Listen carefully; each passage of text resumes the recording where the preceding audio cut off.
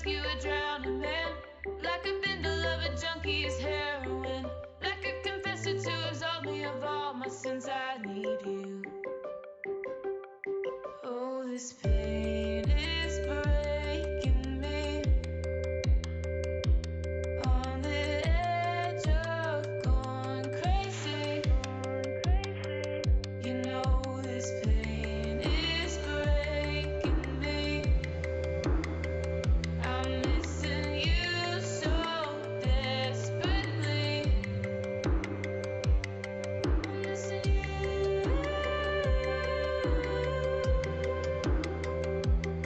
I'm missing you.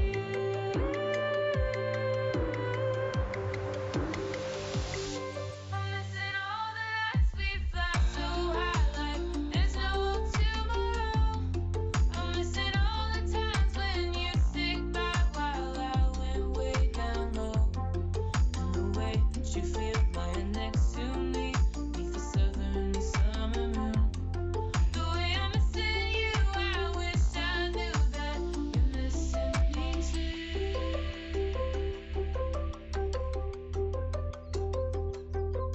missing you.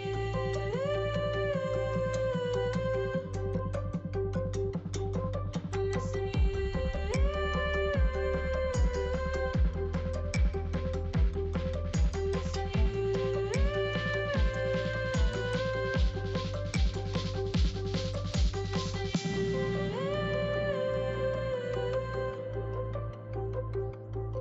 I'm missing you.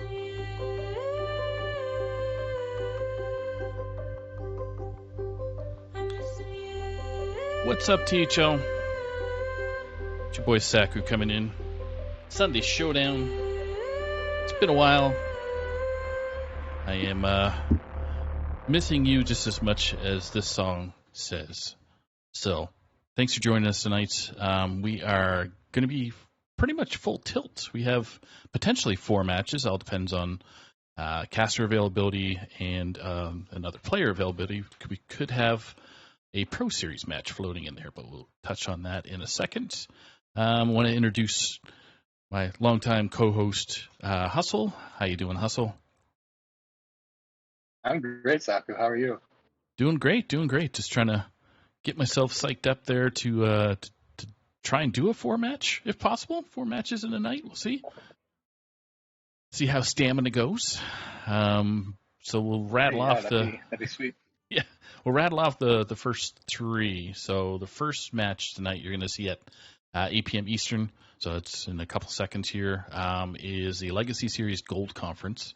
So it's the Stubbs, represented by Epic Mingo, up against Opain Marchand, which is being represented by Geranium Battle. So we already know the bands here, but I'll let Hustle touch on that. The second match we're going to have is 8 p.m. Eastern, so shortly after this match is going to be another Legacy Series Gold Conference.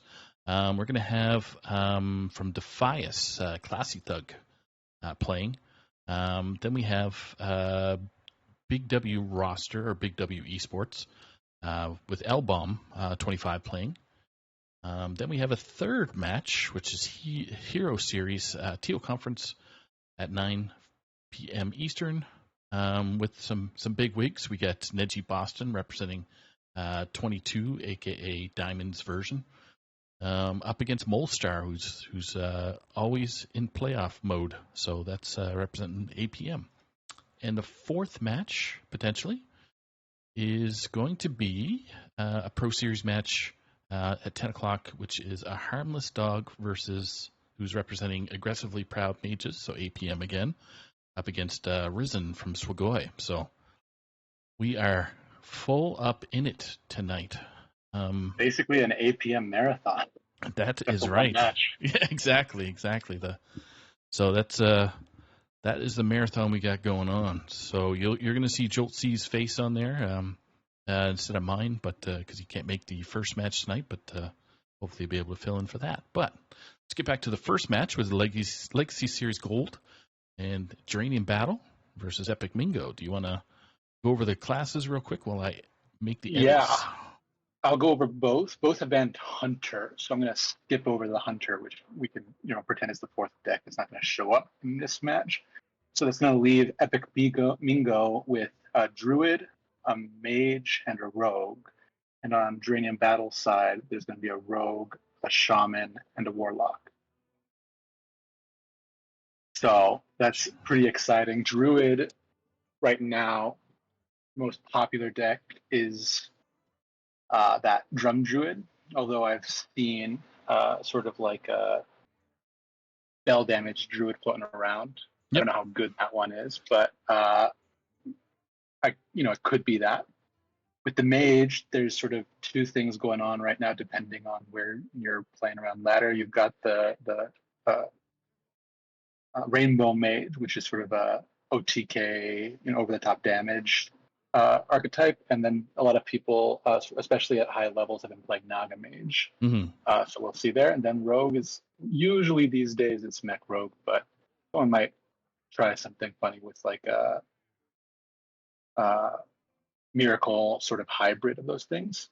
And I don't really have any idea what Shaman could be. It could be Totem Shaman. I guess it could still be a version of Nature Shaman. I haven't seen very much of that. Yeah. And then lastly, yeah, go on. I was just going to say it could be Evolve too. That's been floating around too, but yeah, I haven't seen too much of it, so I'm excited to see what that could be. And then Warrior, I assume is going to be the sort of Odin control, sort of weapon deck. But I hear Enraged Warrior is still pretty good too. So could be either of those, and excited to see what it's going to be. Yeah, so the players are pretty much ready to go. So I'm going to give them the start flag, so the green flag to start going. Curious on which is going to come out. Maybe Rogue come out first, possibly. Rogue, yeah. Given what we're looking at here, there's not really a whole lot of control, save for with the Warrior. So I think Rogue might be a good one to lead off with. It's really good, especially into like the Druid. If we're looking at Dranium Battles matchups. Probably really good into something like the Shaman, going the other way. So I'd love to see, some Rogues queued up here. All right, so let's see what they're bringing. So we're going to expect Epic Mingo first. They're going to be at the bottom of the screen for our viewers. And then we're going to have a Dranium Battle at the top of your screen. So here we go.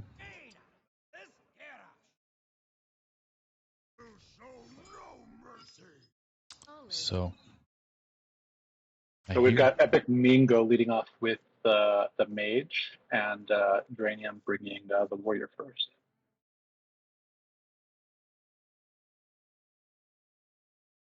It does look like the Control Warrior rather than the Enraged Warrior, and this I would guess is not, well, could be. I'm not very familiar with the Naga Mage, so I see a School Teacher and Sif, so those are two cards I know are in that deck.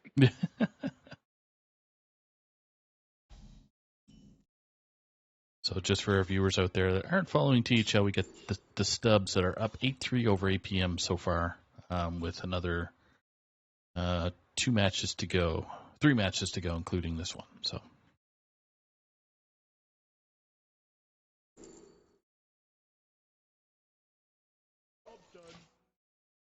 I forgot the stream was on a 10-minute delay, and I just have the music coming in. So what's that? That's nice. Turn 2 for Dranium Battle.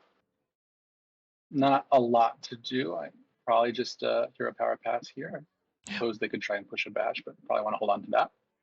So I've never seen this Control Warrior, this version of it.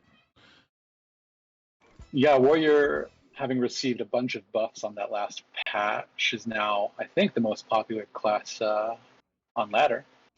And yeah, there's a bunch of different, I think everyone's still trying to refine it to what might be the best one, because yeah, I've seen a bunch of different lifts out there.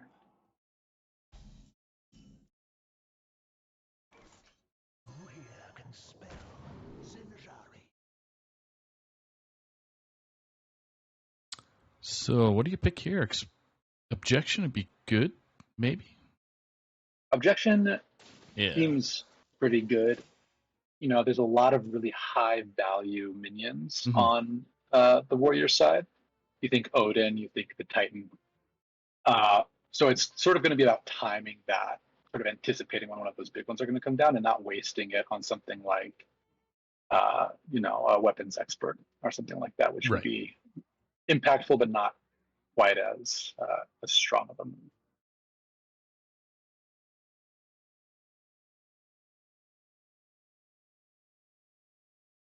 Now, Dranian Battle's got weapons in hand, but deciding to go with a bash onto the school teacher first instead. And drawing 2 with this combo off of the armor.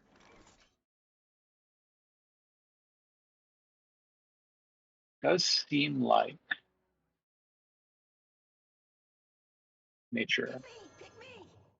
I'm sorry, Naga. Starting to get the objection up right away.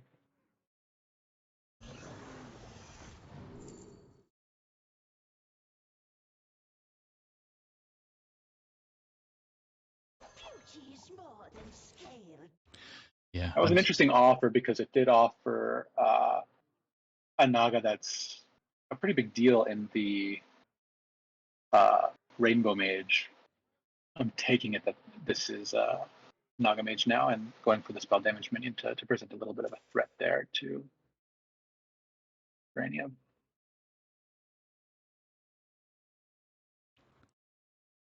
Yeah. I'd be able to comment a little bit more if I was familiar with the deck. It just seems I don't even know other than that card. Craftsman Hammer does things, smashes things, adds more armor. Yeah, one of the beneficiaries of the buffs this patch, it now adds as you attack, which after you drop Odin, gives you that much extra attack. So it ends up being a 7 attack weapon when you Oh, wow. Okay. You into Norse mythology? I like it. Me too. Probably the average amount. When you have to talk about it, yes. All right. Trial by fire is pretty dangerous. Being Trial by Fire is an incredible card that was also buffed this patch. So don't know if that's one you hold on to in this matchup. By now, I expect that Geranium has deduced what they're up against here, and maybe waiting on some of these clear control cards for when Epic Mingo eventually pops up. But it could also give him some tempo here, especially if this mage deck doesn't run anything to clear, but it does with the Inquisitive Creation. So decides to fish, probably trying to set up for an eventual Odin drop, because then once you start stacking armor, you also buff your attack and can do quite a lot of damage. So just trying to get through the deck as fast as possible. Gonna trade? Yep. Trazies to get it back. Boomerang. Light show coming out. Okay.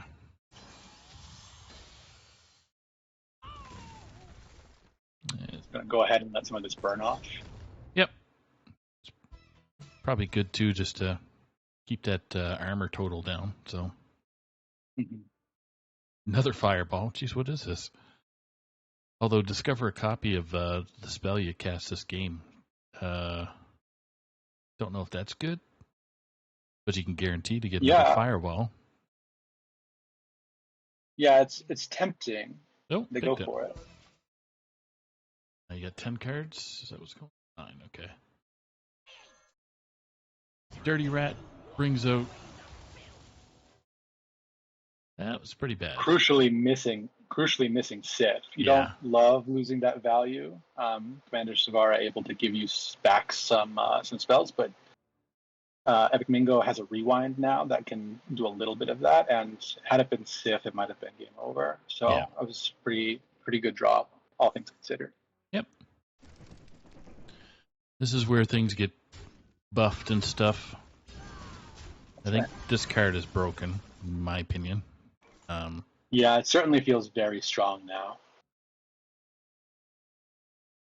Inquisitive coming out. Now, 4 damage. yeah, can clear the 4/4s. Get a Naga that comes out. Another 2 spells.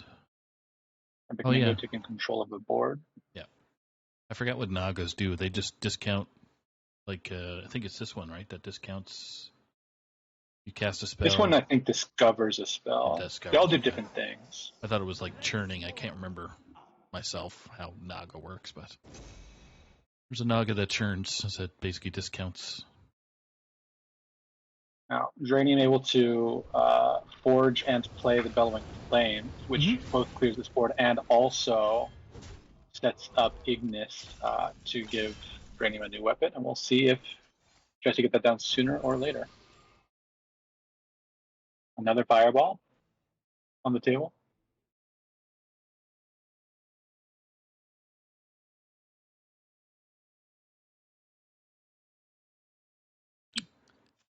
Going for the cheaper option. Yep.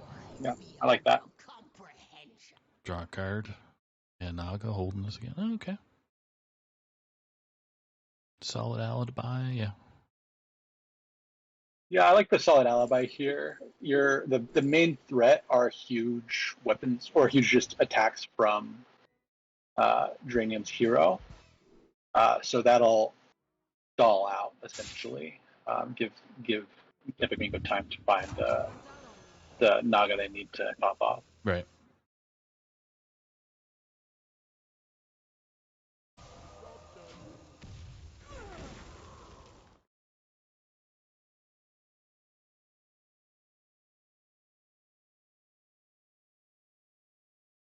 Ignis is active. No Odin yet. Ignis, we'd be picking a 10 mana card, or 10 mana cost weapon, I would assume. They are a turn away from that, so that is clean. Doesn't have very much in his hand after that, though, right? So it's trading for heavy plate. You got 11 cards in your deck, so could see a 10 mana card. Goes for a 1. Okay. Poisonous, maybe? I'm not seeing what he's picking. Let's see what he's got. 1 mana card. Damage. Deal 2 Wind Fury. Okay.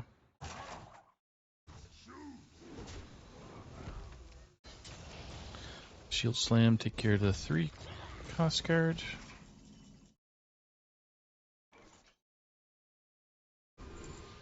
Solid Alibi or Predation? Predation. I'm wondering if it's predation or natural causes because they do have elemental insight in hand, which gets better with, the more spell schools you play. Inspiration coming down.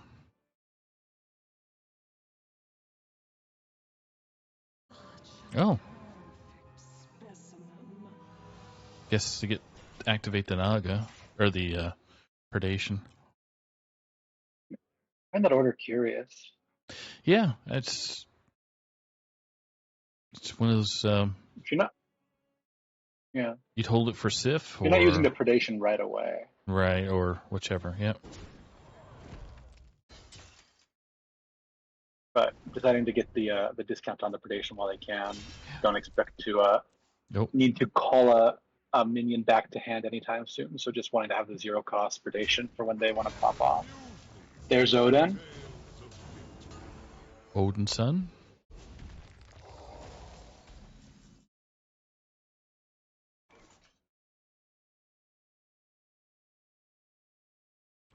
For the rest of the game. Great answer for Odin here. Yeah. Epic Mingo's really been starved of what they need to hit their combo here, so just trying to stall out and defend themselves for the time being. Well, I wonder if you can use reverberations. Yeah, okay, and then ping it. Yeah. Solid. Yep. Get the antagonistic factor in there with the Infinitize. There you go. Another solid alibi. Oh, and there's another one.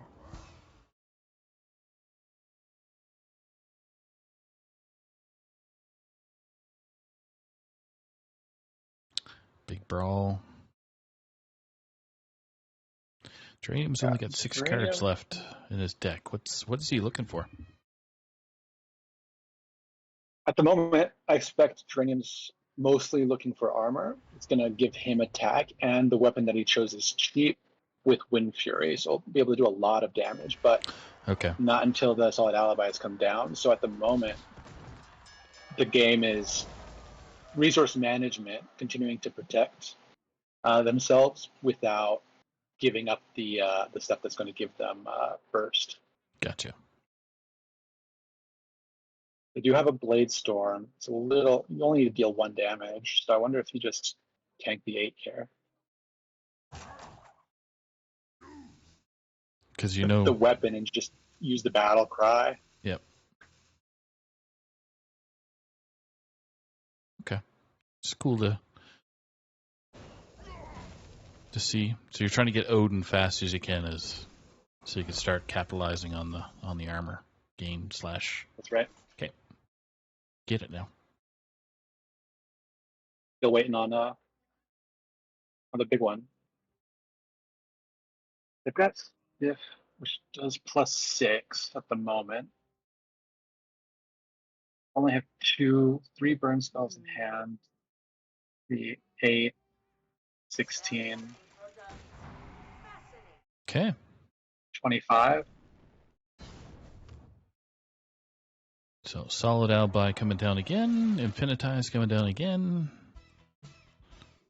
Solid Alibi again. Oh, okay. Oh, going for the light show. They think they have enough. Okay, interesting. So yeah, Sif is 6.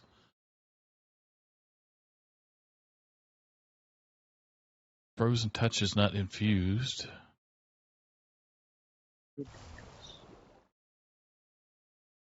2 damage. So that's 16 on its own. Yeah. A Dirty Rat would be great for this situation.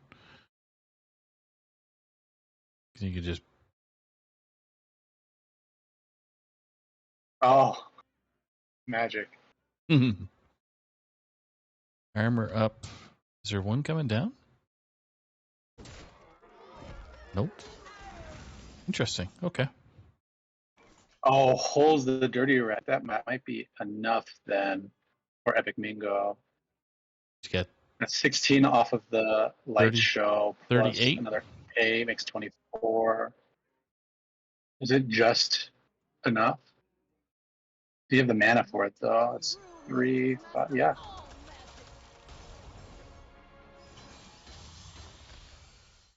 Oh my God. Yeah. Look at that. Oh boy. Wow. That was some math that I needed to figure out myself. It's like, yeah, they do got it. So, Epic Mingo coming in with the mage win. So this is Conquest Series with the mage for our viewers out there. So that means Epic Mingo is done with mage now and has rogue and druid to push through.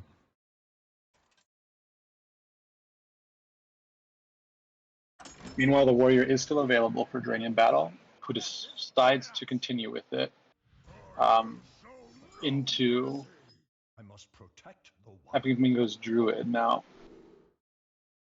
my guess would be that this is from druid, but I'm not familiar with the list that runs Lingering Zombie. I have seen other people playing that, but I can't remember if it was in drum druid. This is drum. Yeah.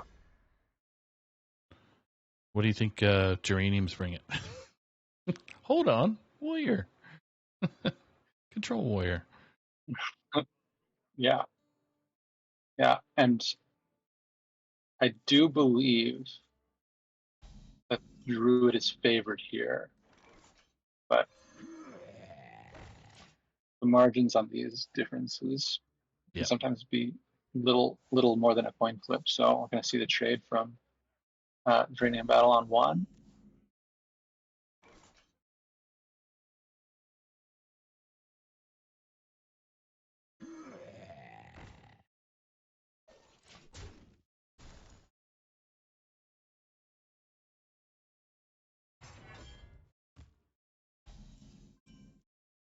Now, if you're Epic Mingo, do you ever just go for crazy tempo here? Yeah. Just instead of put the pressure on, get some treants down to reduce the cost of the spell that's going to buff their board later.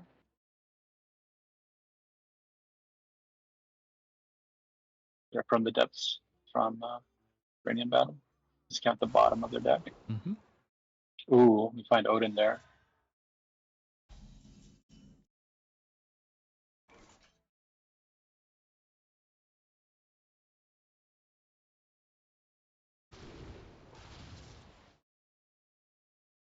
Sort of type of evidence.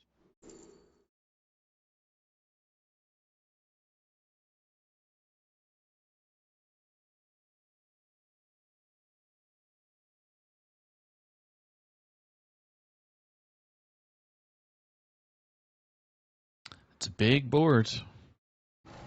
It is a big board. Epic Bingo fishing for spells that might buff it up. Yep.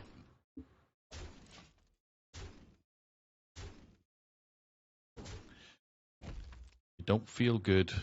And does he have... No, Trial by Fire will help solve some stuff, but... It's... Yeah, that's an annoying card, so... Yeah, it's so annoying. But Druid has an answer. Borrowed from the Shaman. Yep. A couple more treants. So you bust out the other treant? Nope, blossoms in one turn. Okay, cool. Hold on to that. Dirty Rat is probably instinctual to throw that down, but probably not the way Geranium thinks. He's a much better player than I am. Yeah, I wonder Hey. what. Look at a Craftsman's Hammer.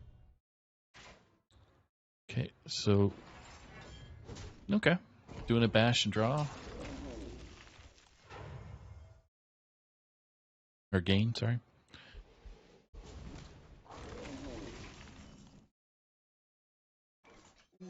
There we go.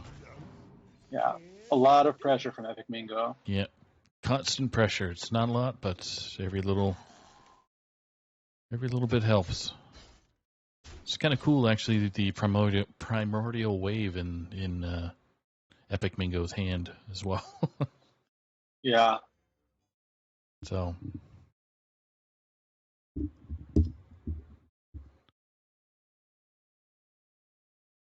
Tricky board to deal with if you're Uranium Battle. These lingering zombies are so sticky. Yep. They prevent the Blade Storm from helping. So you can try to hit the Brawl, but you're still going to have at least 2 1/1s. And if depending on how you roll, you may still end up with another one of these other minions there as well. So it doesn't really do as much as you'd like. So he's willing to kind of tank it and then fire the... Yeah.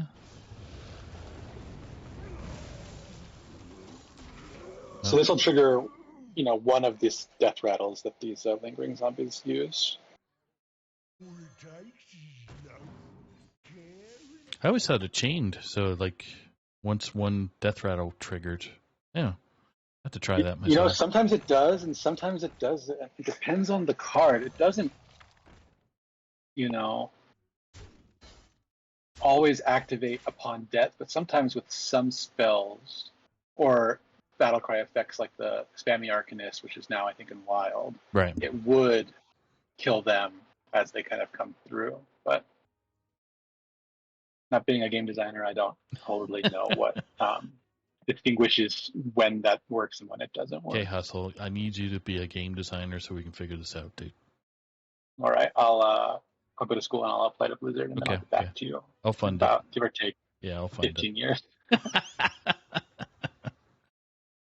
There's Brawl. Okay.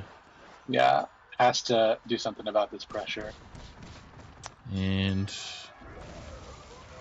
All right, so it's going to be a 1-1 and a 2-2 left. Yep. Not terrible, all things considered. They do have a Dirty Rat, which wouldn't pull anything, but it just is a taunt minion, which can be important.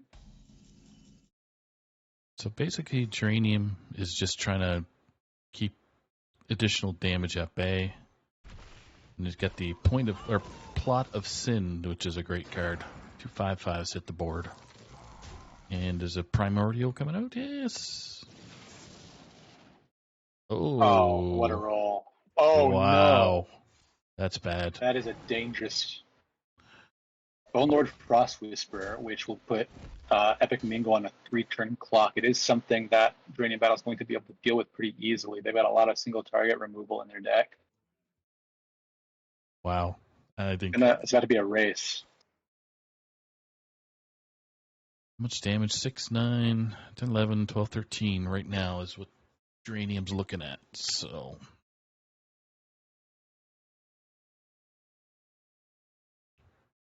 any buffs? Is that a holy spell? Okay.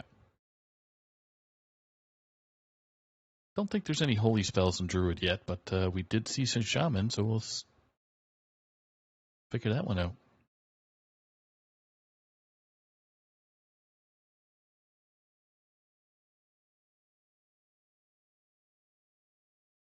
Deciding whether or not to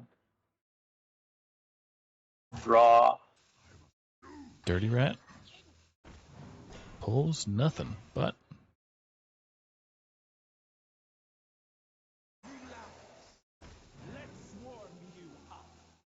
shield. There you go. Activate the 3-turn clock.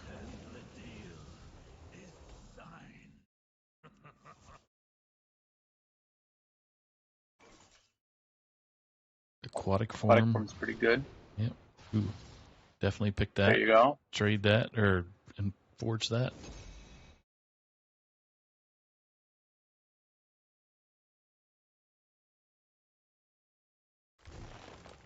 What are you pulling? Drum circle. Rip that. That helps. And that's annoying. 2 minions to hit in. Yeah. Oh, wow. What a top deck for Dranium Battle.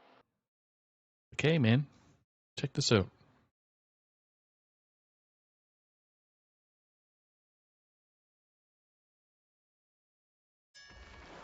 Now, that Death Rattle minion there will leave one behind. Yeah.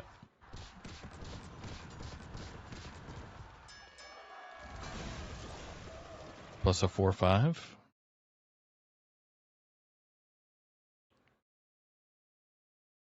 I mean, Geranium has just had some of the necessary tools to kind of figure this out. Besides just to take one more thing off the board, just stall. All Dranium needs to do now here is stall. We got a free Summer Flower Child here. Yeah. Oh. Yeah, that's the thing about this position that Epic Mingo is in, is all of their cards are going to just cost so much less. But is it going to be enough? You just got to take the buff here and try and get there. Hope that Dranium Battle can't deal with it. Yep. I think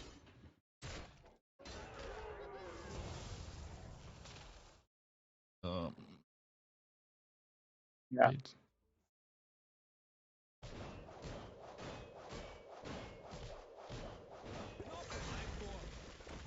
That should do it.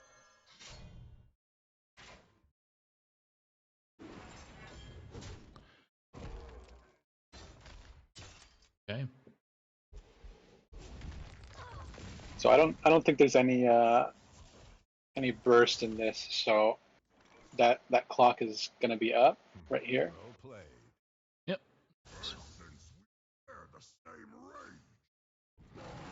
Cast the Innervate, just for giggles. Here you go. Throw 1 damage.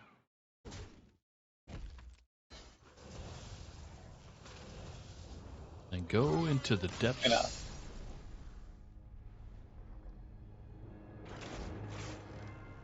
Pretty unlucky roll on the evolve for Epic Mingo there. Yep. Really put them in a corner, but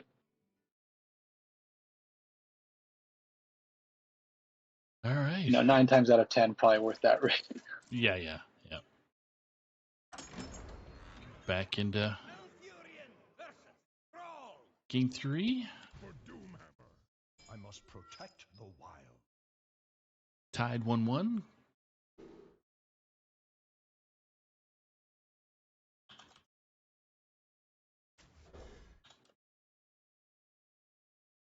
Does look like it's going to be an evolved shaman for Dranian battle.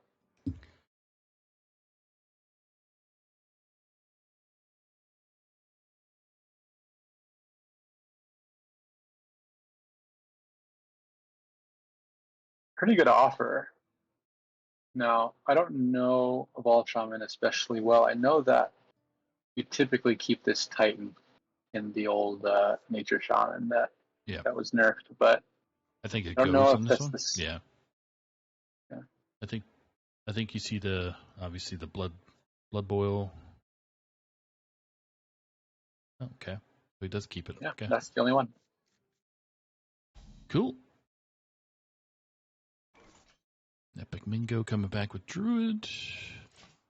Decides to hold for the foraging. Muck pools. Always good to get down. Yeah.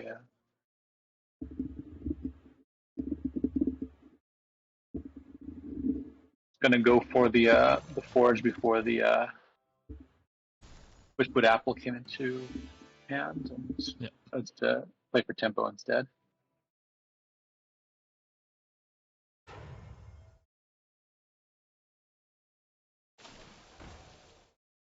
Dranian Battle's gonna take the board back.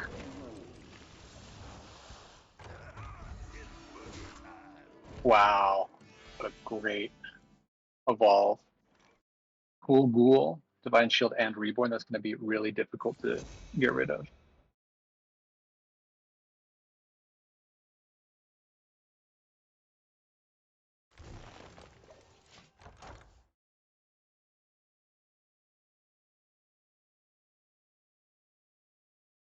Yeah, this is probably a great matchup for the Shaman with the evolve effects, able to undo the big that this Druid is able to put out, while also generating value on their own side of the board. So it's going to be a tricky one for Epic Mingo.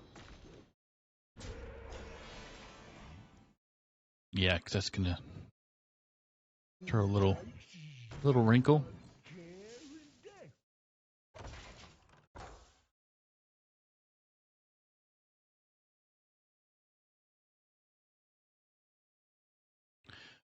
Quickly thank all the viewers popping in to check us out for the Sunday night matches.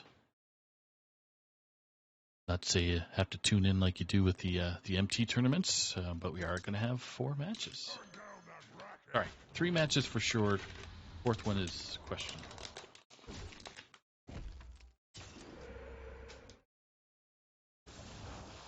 I can be very persuasive. But not too mad about it. Nope.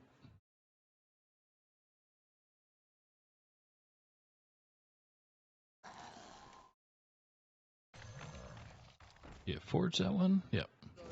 Okay.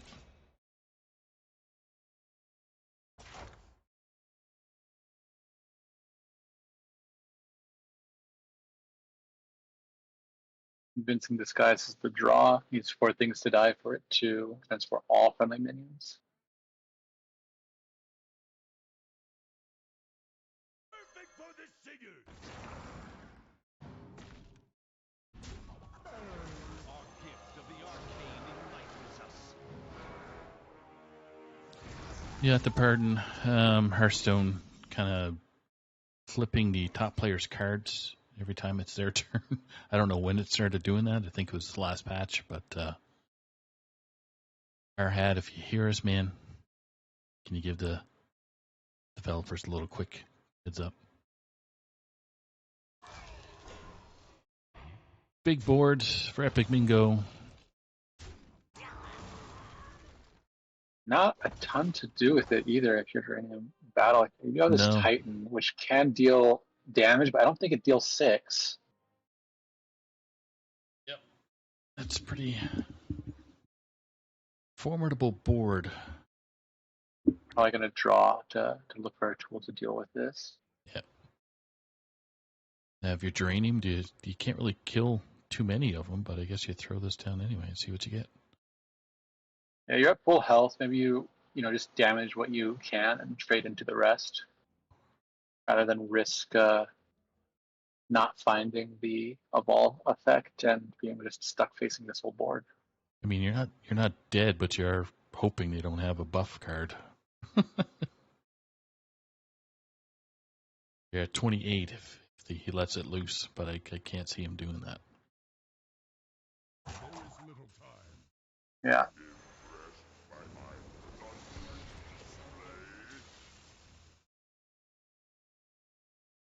And yeah, wouldn't have drawn what he would have needed to clear. So just gonna make some trades instead. Clear what? Clear what he can.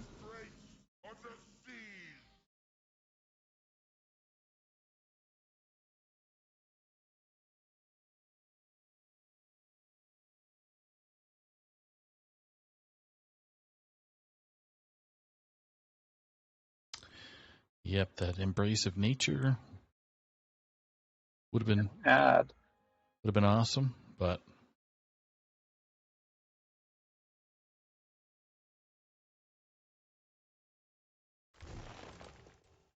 A natural take. Uh-oh. There wasn't anything left. forgot it.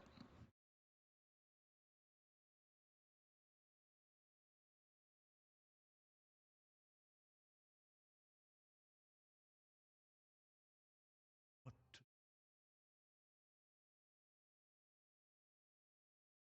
Time waits for no one.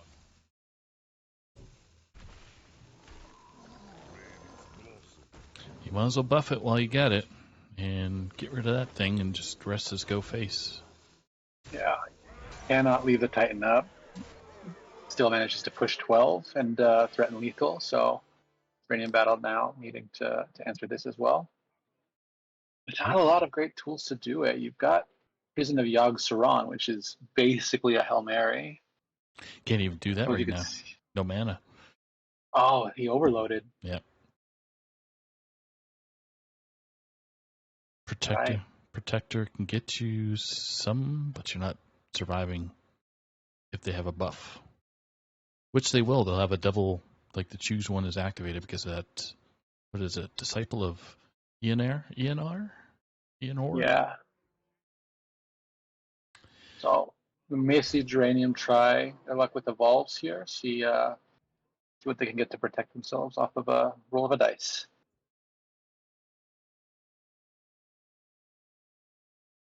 Perfect for the singer.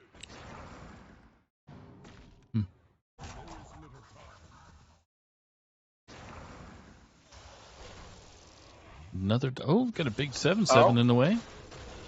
Oh, not Oh, anymore. nice. But a 3/12 to another one.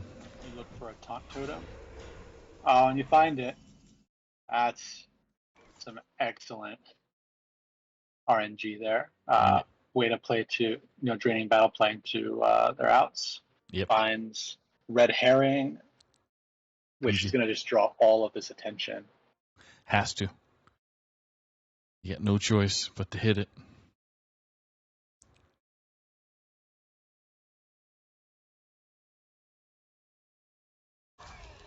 If you're Epic Mingo, you're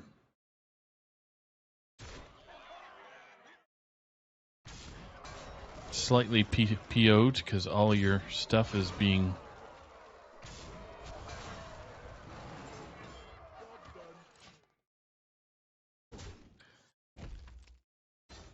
delayed. You can't hit face. Yeah, there's another delay. You got 2 more taunts in the way with that frog coming up. Backstage bouncer. Yeah.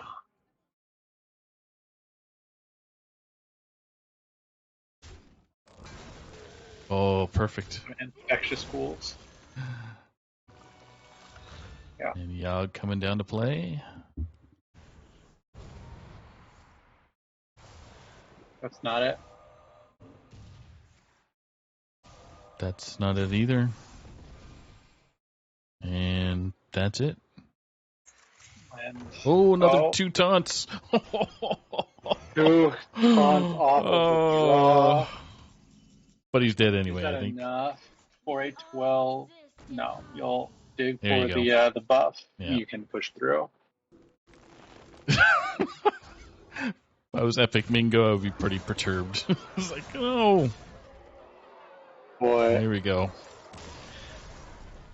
There you go. well Drum. done by both players. Well navigated, indeed. Yeah, really tight game. But Epic Mingo coming out on top. Draining Battle able to really stall for a long time. Really did a great job playing into what Evolve Time is so good at, which is just getting you just so much value with these evolves. But needed something to deal with that big board at the end. I couldn't find it. Yep. Yippers. So, what does Duranian bring now? You got to bring Rogue versus Rogue to see who high rolls the fastest, furthest, longest? I would think it'd be a Rogue mirror coming up right now. Let's see. You think so? I wonder if he switches to the Warrior. You're right. Rogue Mirror. How fun. None may challenge the Brotherhood.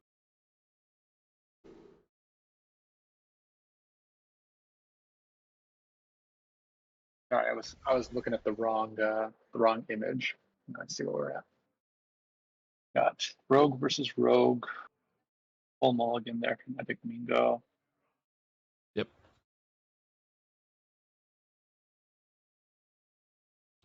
Jolt C is going to join us in the next 10 to 20 minutes there, so you won't hear my pretty voice anymore. But another Canadian's voice. So Great.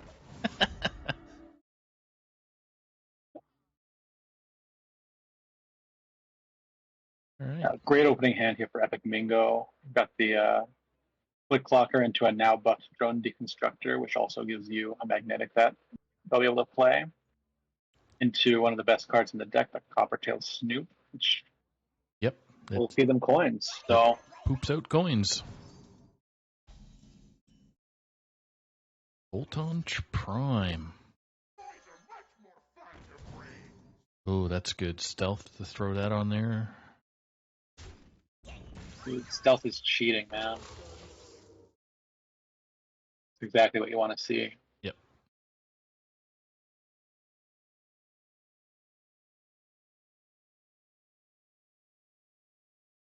Pretty awkward hand for Dranium Battle there. Yep.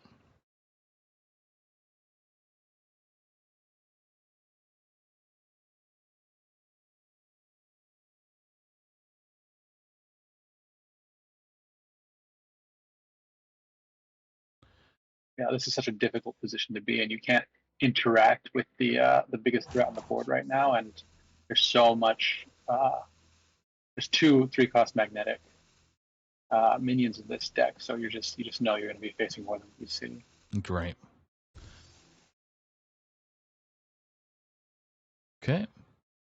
So throw with that spider. Yep. Okay. And here comes Snoop. Ooh. Yeah, just throw that on there. That's an easy. Now, do you spread it out? Spread out the love? Just to throw it on the 1 instead of the 3/4, or you go big? You go a tall one. A tall. Yeah, okay. Well, Epic Mingo says spread it out, so Spread the gotta get a love. coin back, and Now there's 2 threats for Draining Battle to deal with. Yeah, I think that was a good move myself.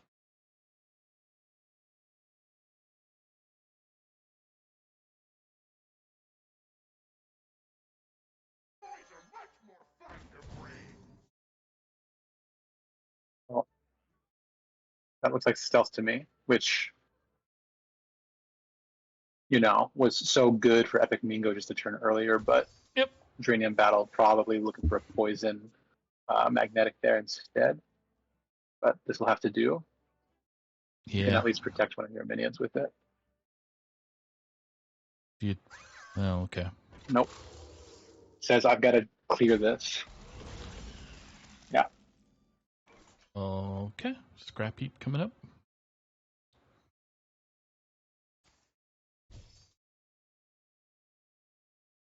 Newborn looks pretty good.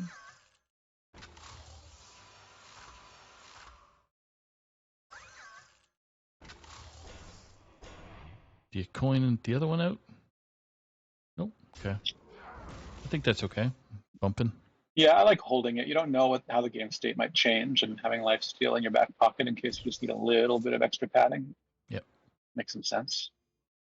So Inventomatic. And that's going to have to disappear super quick as well. Yeah, and it's going to be really easy to do with Voltron Prime if Epic Mingo decides that's better than Krakatoa here. The coin coming off of the swirl going to allow that. Looks like Hovering over the Krakatoa. Curious to see what Epic Mingo picks. I think Crab is the yeah, okay. Crab is what he's end up going with. Prime is probably what I would go with, but I just because you got a bot on the board already, and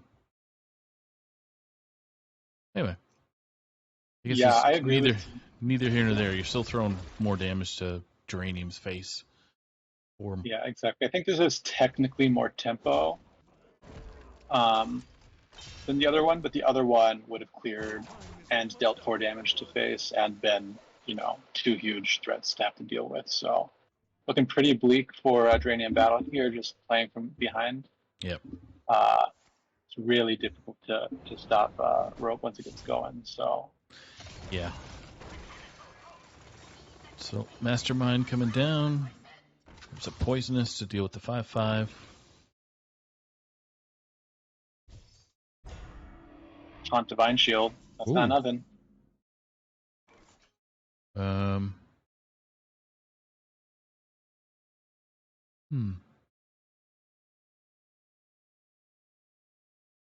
So Epic Mingo can use Voltron to pop this 5/5, or to pop the Divine Shield on the 3/6, which will let them push 9 So at least.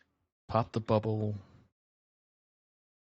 +2/+1 would be 11, assuming that Epic Mingo uses the crab to trade, and that the buff doesn't land on the crab.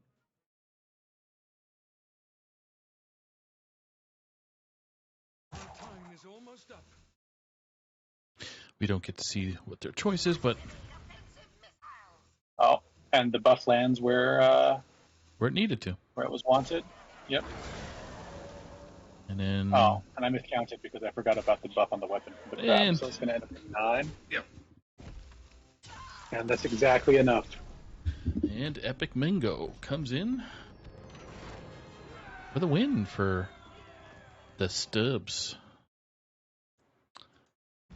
Awesome. So great match.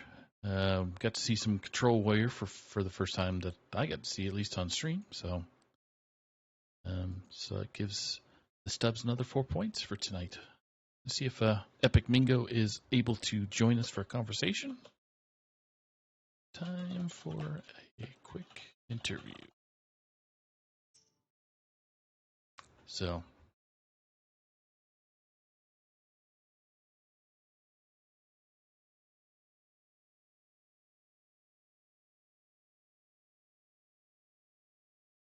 Let's wait to see. They're probably chatting right now in their own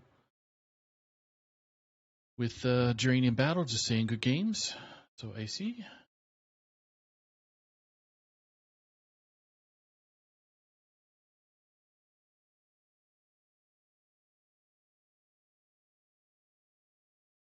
Joltsy, if you're ready to come on in, just you can join us if you got a chance to check out that match. So Yeah, I checked it about probably the last 2 turns there. It was okay, definitely tell Dream was on the back foot when I joined anyway. okay.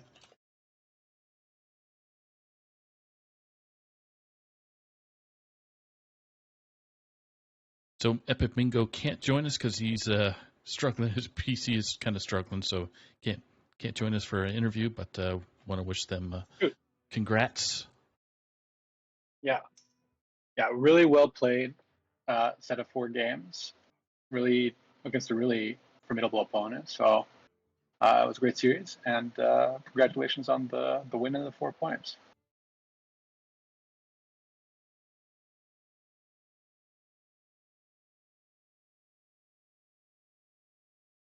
All right, just telling the next match, which is I'm going to switch over to match 2, which is going to be. This is also a legacy match. Yeah. Classy Thug, Defias, and L-Bomb 25 for W Esports. So they're just doing the bands here in a couple seconds.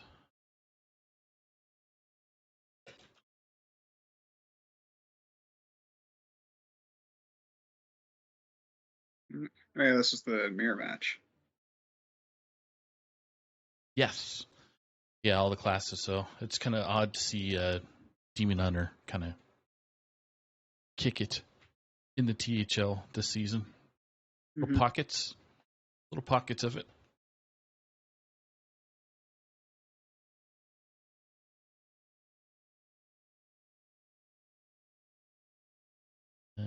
So we're still waiting for bans. But what do you guys anticipate the bans automatically? Hunter? Did I say that out loud? Yeah, Hunter's a good bet, especially with this matchup, the mirror matchup like this.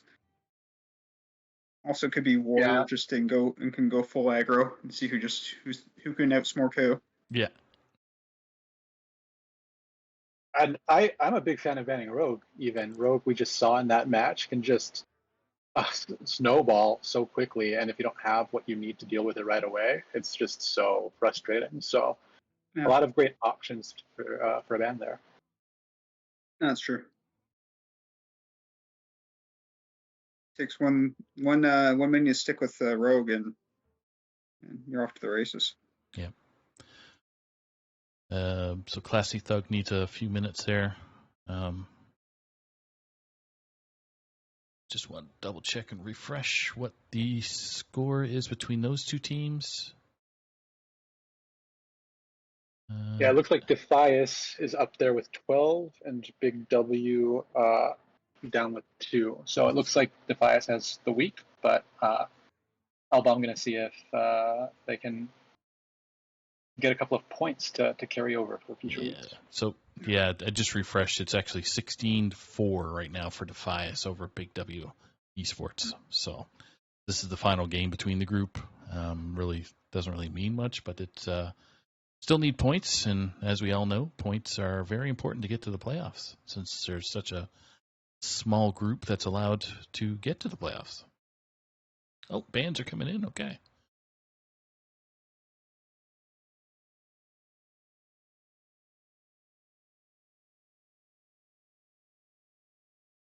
Hellbomb has banned Classy Thugs.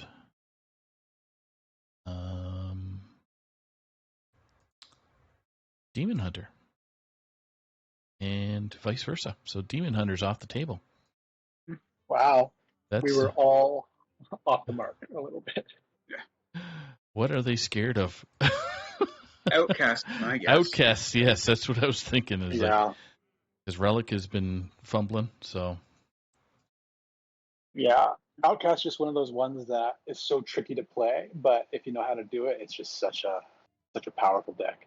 Yeah, you can definitely do some work. That's for sure. I've done heavy lifting with that deck before. So All right, so I'm getting the players to rock and roll, and then I let you guys do the hard work, which is predicting what they're going to pick and play and all that other jazz. See, given that we've got no demon hunters in this matchup now, what do you expect the first them to bring first? I always like to bring the strongest deck first. So I'm anticipating a potential mirror for the hunters, but that, or I could see one of the two bringing a rogue in as well to try to get under the other two classes. Yeah, I'm much the same way. I like bringing whatever's the strongest, just get your points. But we'll have to see, and hopefully we'll be in there in just a minute or two. All right, so for our listeners and casters, we're going to have L-Bomb 25 is going to be the first to spectate, which is bottom of your screen, and Classy Thug is going to be at the top.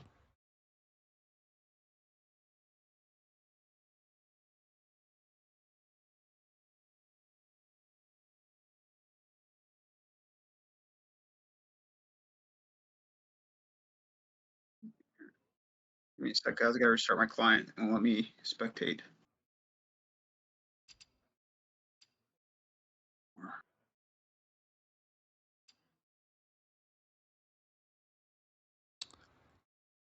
All right, so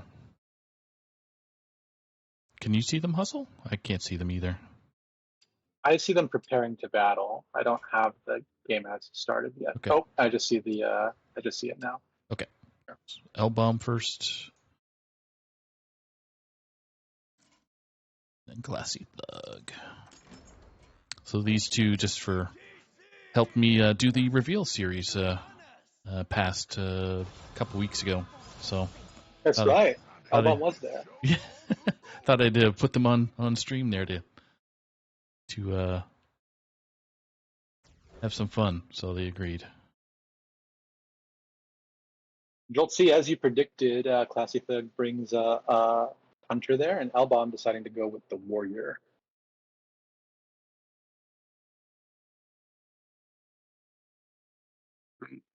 Secret hunter versus troll. That looks a bit with the bow in hand and brawl in the other hand. Yeah.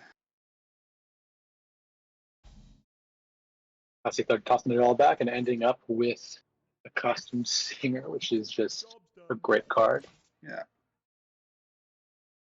Both hands aren't looking too bad for either individual.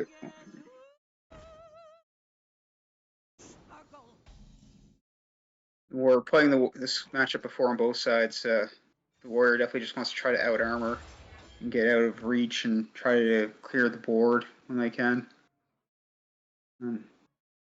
Classy here, it's assume it'd be the secret. Yeah, it looks like Classy's considering the Awakened Tremors there, trying to maybe get a 4-1 out. I like the hidden meaning. It kind of puts your opponent into a position where they may not want to use some of their mana, which just slows things down. Yeah. Especially with decks that are running Bladestorm now, I always try to spread the HP out as much as I can. Totally.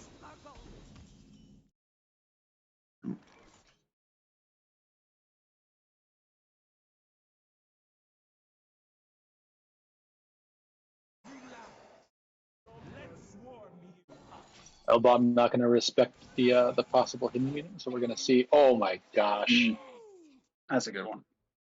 that's a good one.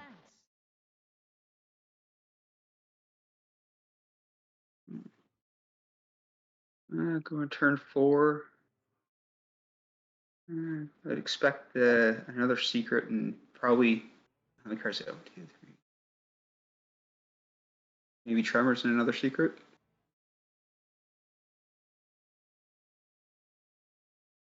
Those 4-1s and another hidden meaning down. I like that. You can also play the spell damage here too. No, the only one spell it's really really worth it. You probably don't play that yet.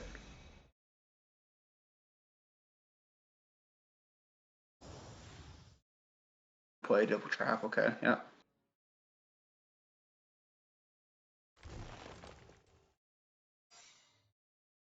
Oh, I missed it.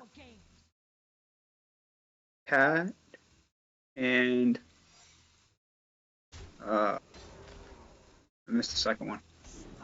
It's the emergency maneuvers, so betting that Elbon might try and go take that 5/5 out first, but goes with the costume singer, so that'll still be there to draw secrets if there are any left. May not be. Yeah, there should be another cat trick in there at least. Maybe a bait and switch with it.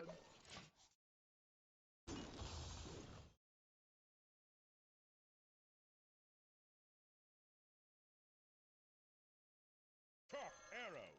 Sharper aim. And that ricochet shot coming out for Classy Thug, that's enough to pull out the Silver Moon Farstrider and help clear this board. And play the other Wind Tremors or play the other costume singer to just get all the secrets out. I think I like Finn in the deck mostly. Yeah, that's one of the big considerations for sure is, just clearing out the FAF so that you can get Yeah, just with Blade Storms, a lot of 4/1s can be swooped away pretty quickly.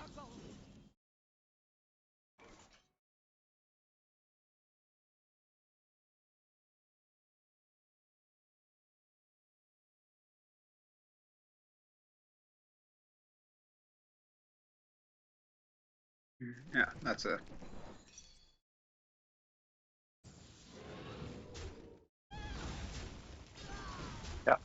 pretty good card. Yeah, I don't think there was any. At least I didn't think there was any issue with that play there doing this. Have a 5/5 on board, and I've gone with a 5/5. Okay.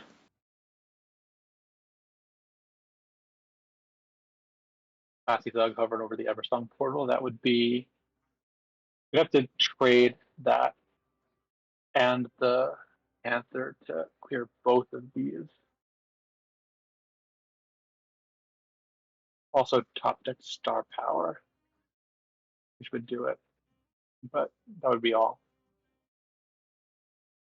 Cat trick. Okay. I was wondering what the secret was in the middle. That's the other cat trick. Okay.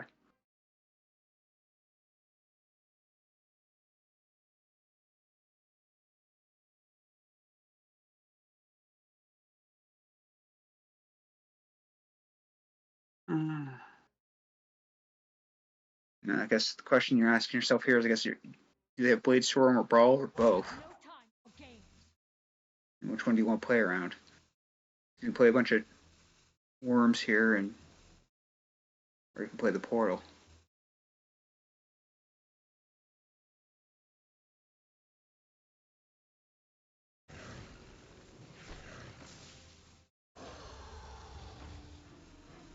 Why not both?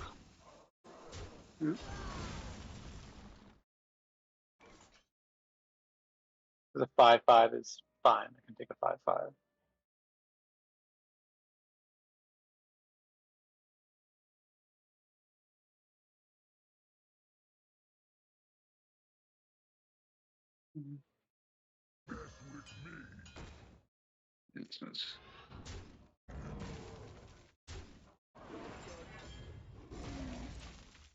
Yeah, I like that play, especially if they're seeing one ricochet shot gone.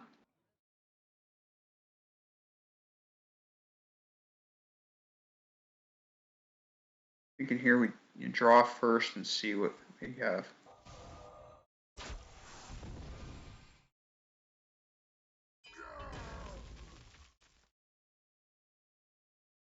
Get more secrets up. Still no bow. Still no bow. Could make a trade here and get a couple of these 4/1s down and maybe a Hayden meaning. I was thinking about 4/1, and do you go double secret? Do you forge the traps?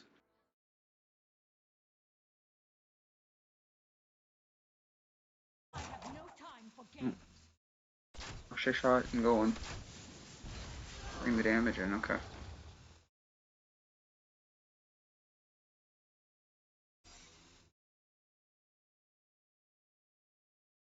We haven't seen L-Bomb forge anything yet, right? So I don't think that Ignis is active. No, I haven't seen anything. Oh, was that change? Rift. Finds Odin. Beautiful signature card. This is where it gets Yeah. good. It's one of my favorites anyway in this set. Yeah, very cool.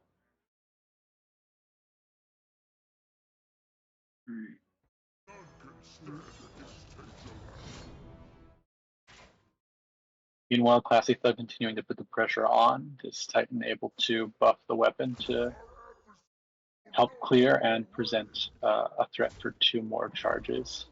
Yeah. The pressure keeps coming.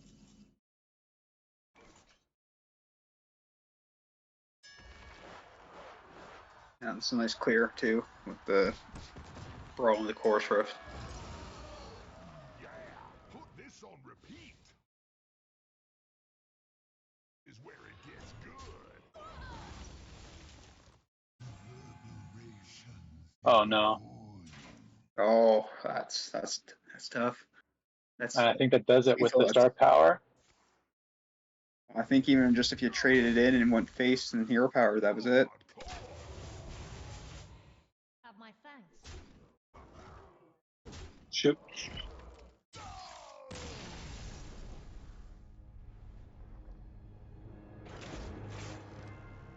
Up one there for L-Bomb, just playing on their back foot the whole time, and Classy Thug just able to bring too much pressure for L-Bomb to deal with in time. So that's the Hunter out of the way for Classy Thug there on Defias.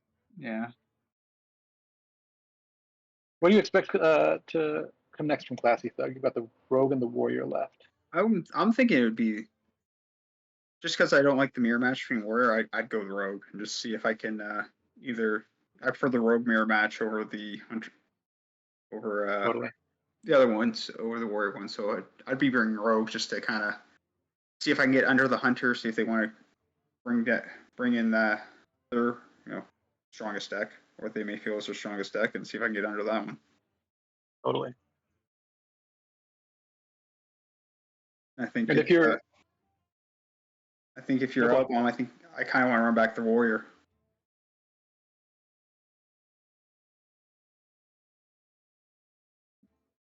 Yeah, that makes sense to me too. If you're L-Bomb, you are sort of choosing between, what's your best matchup into Rogue and Warrior, and so you maybe risk a little bit drawn out of a match with a Warrior mirror, but Warrior's probably your best bet into Rogue, barring some good luck if you decided to bring the mirror.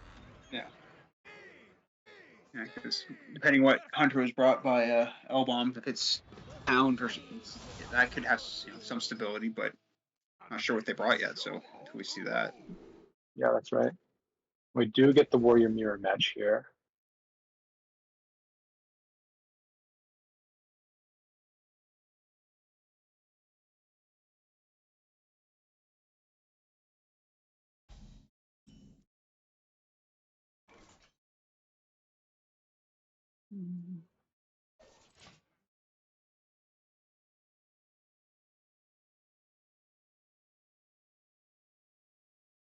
The early game with Warriors, you're always a little bit tempted to play stuff out, but you really want to hold them to get the most value once you have a little bit more mana. So we're going to have a slow early couple turns here, probably trade some hero powers back and forth. And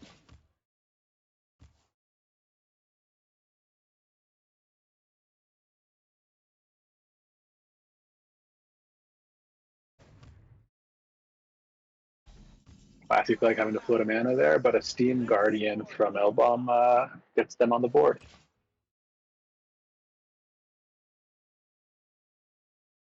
No fire spell in hand to take the discount, unfortunately.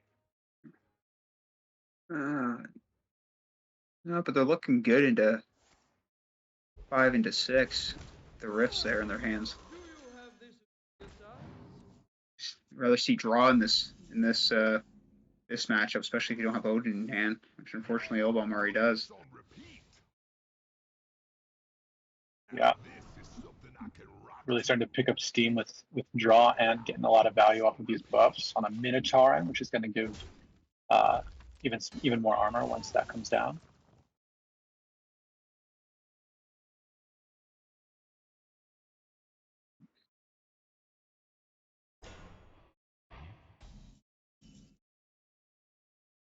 Nice. Yeah. It was a nice Pick up pickup there. for Elbom. Question is, do you burn 2 cards, or do you try to keep one back in Finley for on turn 7 if you don't get your Odin? Really, there's the heavy plate you can trade back. There's not really a armor gain for Classy Thug. And really, Turbo Odin's kind of the game plan for this matchup. Yeah.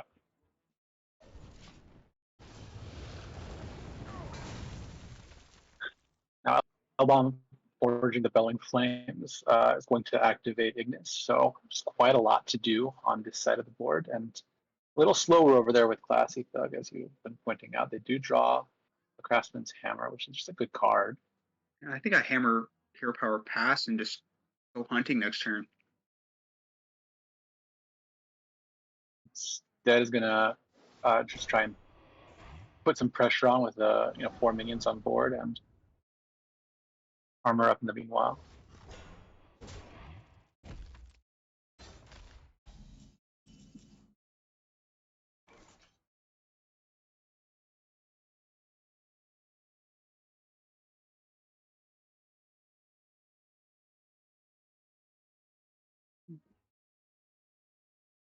See a weapon come down.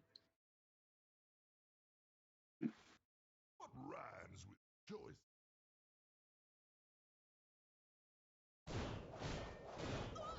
Play the hammer. Yep. That's a good play. I like this one.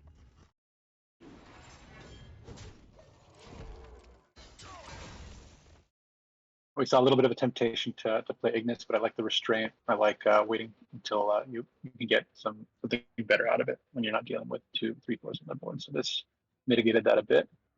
Yeah.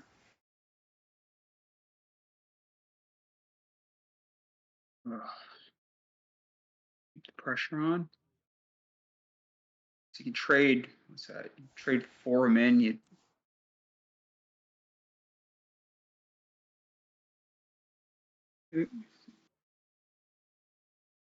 Oh, I think I like the Finley, but that's just only because I think Elbom has Odin in his hand. Yeah, if you're a Classy Thug, I imagine you're worried about coin into Odin. Yeah. Besides just a draw. If it's junk, then maybe you just drop Finley as you said, and yeah, goes for it.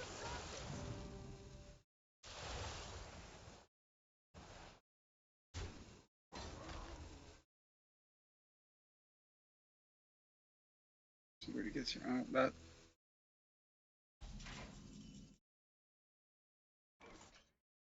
Yep.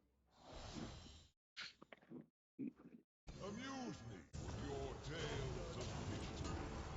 That puts Elbom way ahead now. Every bit of armor gain is gonna give their hero extra attack on top of whatever weapon they have equipped. They have a active Ignis to find another great weapon once they are finished with the Craftsman's Hammer. So, Yeah. Classy Thug on their back foot here. Yeah, that also 8 attack Minotaur is going to be just nasty to deal with.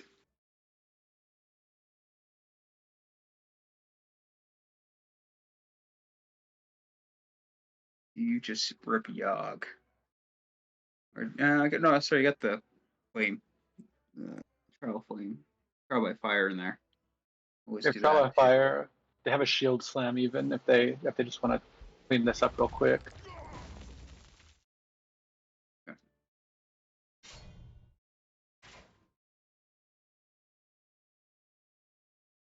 Get a little buff on their attack here, a little extra armor.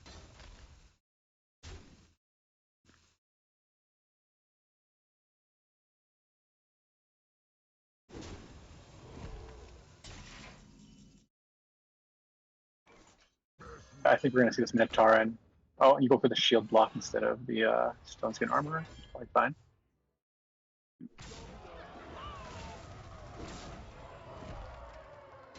Yeah. 20 attack. Insane. Yes, that's definitely hard to deal with. We got here.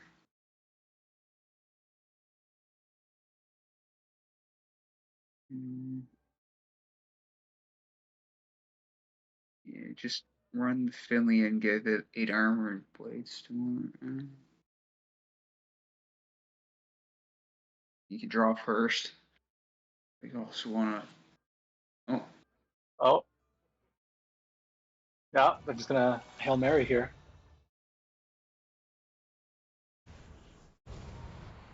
you still have 2 mana left that you can, if you need to, you can always run the Finley in. Play the Blade Storm.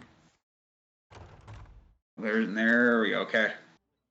Classy Thugs. Back in this game. But it has enough. Keep him in it. Yeah, no thinking here. Gonna find something good. Doesn't find the one that gives you armor. So what do they go with instead? 4 cost, man. Okay. Yeah. Wind Fury. Alright. Me sweat handle. Enjoy the sound, island. Yeah. With Wind Fury up, things are looking pretty scary if you're Classy Thug. You can get Odin down, but that's gonna be so slow now in the Yeah. face of this. Even if you manage to clear their board, what do you do? Because you need something like taunt up, don't you? Yeah. Yeah, you don't have the time to play Odin, that's given. You want to kind of try to see if you can. Oh, it's just going for it.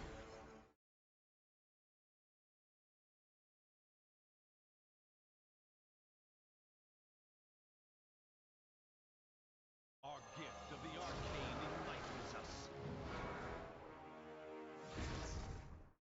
I was thinking,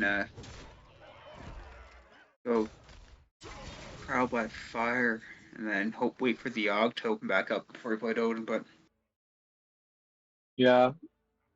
They're pretty behind. I wonder if it's just like, if I don't get this down now, it's never gonna happen. I'm probably dead next turn anyway. Yeah, they got it. Elba, I'm gonna take the win in game 2 with the warrior in the mirror.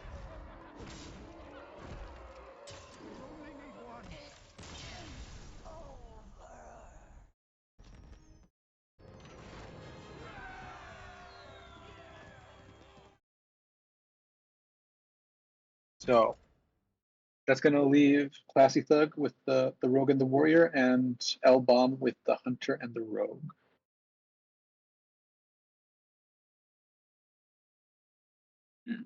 what are your thoughts on the next match coming in?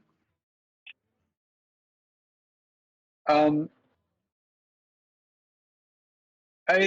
I'm on when I take a loss like that, I tend to like to switch it up. So I wonder if we see Rogue come through for Classy Thug there, and maybe, in an effort to avoid a mirror of that, a Hunter pick from L-Bomb. I don't really have a good handle on what who's favored among these remaining decks. I've got to guess that Warrior is pretty favorable into Rogue. So knowing that that's still available, well, we'll see. Yeah, I'm thinking it's a Hunt. My guess is a Hunter Rogue. Oh. Yeah, we get the Hunter Warrior. I like the Warrior pick from Classy Thug there, because if it had been the Rogue, that probably would have been the best option for you there. I'm gonna look at these hands. Yeah.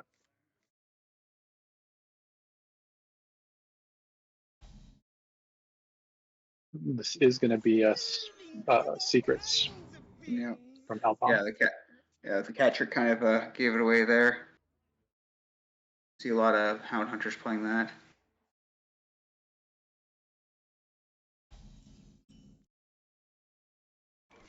So Sharper aim. Yeah, I like this from Elba. I'm just playing for tempo. Gonna just go ahead and buff what you already have, not wait for extra value needlessly. You've got to put the pressure on here. oh, for sure. And as we saw in I think the reverse of this game one, Classic Thug gonna be looking to just outlast, get as much armor up as possible, manage the opponent's board, and maybe reverse things if they're able to get a swing out.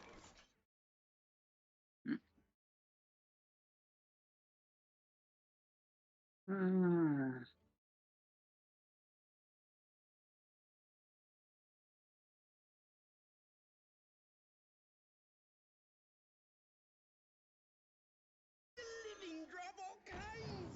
That tracker here makes too much sense.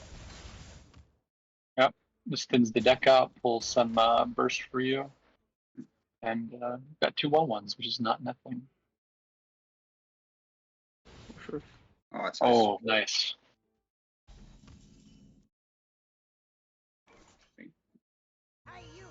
Pausik, yeah, okay. Yeah, Pozik's difficult to deal with here, and it's really, really slow to play out these bots just to prevent the death rattle effect. So I wonder if Classic League even pays attention to it, just continues business as usual. Yeah.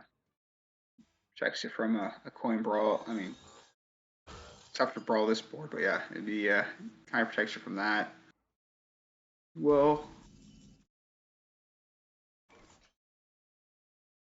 yeah. Just full tempo here and on. Yeah, hovering over, besides spend all their mana instead of holding back for added value or in case you need it to clear something off the opponent's board. But I saying think I'm gonna. the Krakenbane only needs one more spell. I think setting that up for future is also helpful there. Oh, that's right. Yeah, thank you for pointing that out. It's been a really clean curve for Eldon here, just putting pressure on, and now you've got a couple of options on 6. I would have thought forging and taking out the 4/4 that's not Pausik and hope he can take out the other 4/1s would have been take some pressure off. Yeah, I'm not really sure what Classy Thug was fishing for there. Yeah, now you're staring Oh, at. sorry, no, that's my fault. I thought the heavy plate was the forge card. I see. Yeah, that's gonna be tough. Is this enough? Is this just lethal? I think so. Or 12, 17, 19? No, not quite.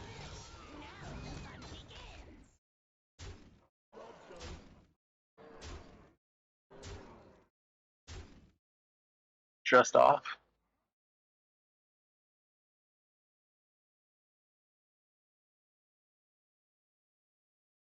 I mean, you got Classy tugging on the back foot right now, so there's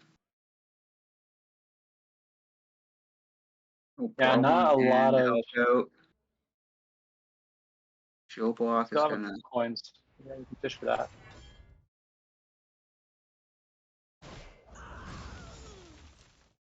Yeah.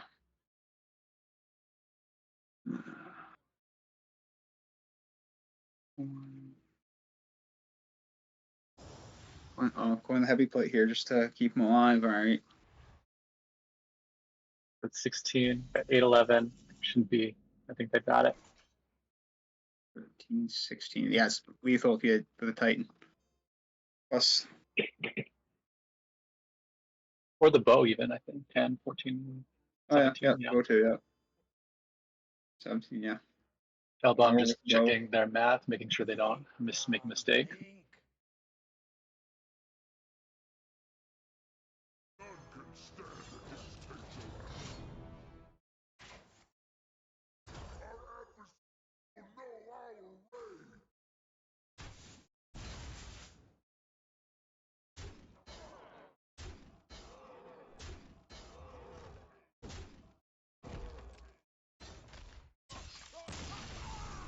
All right, I'm gonna take another wild stab at this again and say it's gonna be the rogue this time. You know, I've got a hunch that maybe you're right about that one.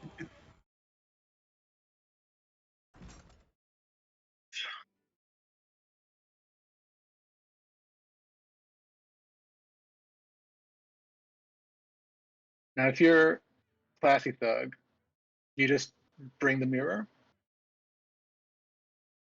Oh, no, I think I would bring the classic thug. I would bring. No, I don't know what I would bring. Got the rogue or the warrior left. The warrior's probably favored, right? Warrior. But I'd definitely bring the warrior. Just to give you the best odds. Just with all the removal the warrior has, I don't think there's much of a. I would want to get back in the winning column, at least get a second point, and then leave the coin flip up for the last game. absolutely. For some reason, I thought he had the hunter left, but both hunters are gone now. Here we go, game 4. Arona versus Yep. Denatrius. Let your penance begin. My knives are ready. Wow, really strong offer to L-Bomb here.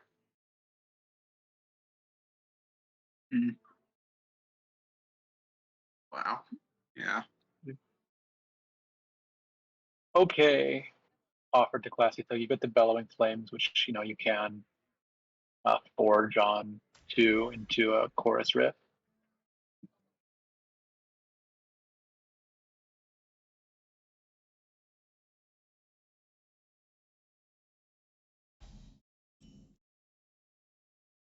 It's the wrong back. Back anyway.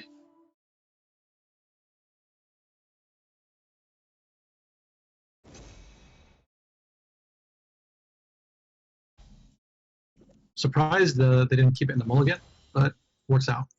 Yeah. That's a good pull. Deciding to go for pressure over value here. This is a really tricky mini to deal with.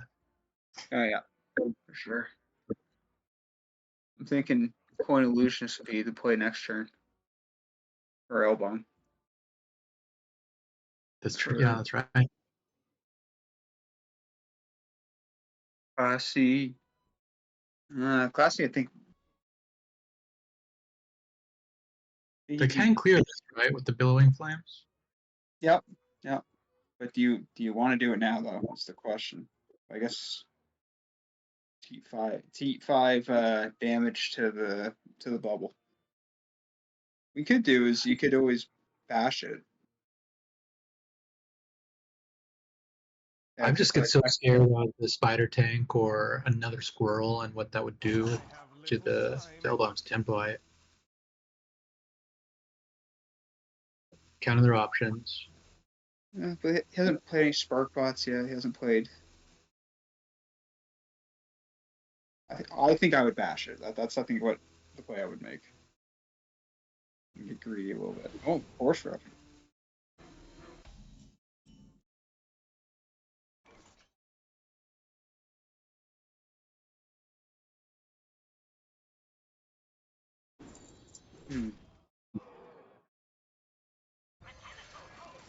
Okay. Oh, yeah. I'm playing the double coin. Yeah. Now that double coin is available for Voltron if wanted, or Mothership if needed, here comes the Bellowing Flames, yeah. So that, waiting paying off there.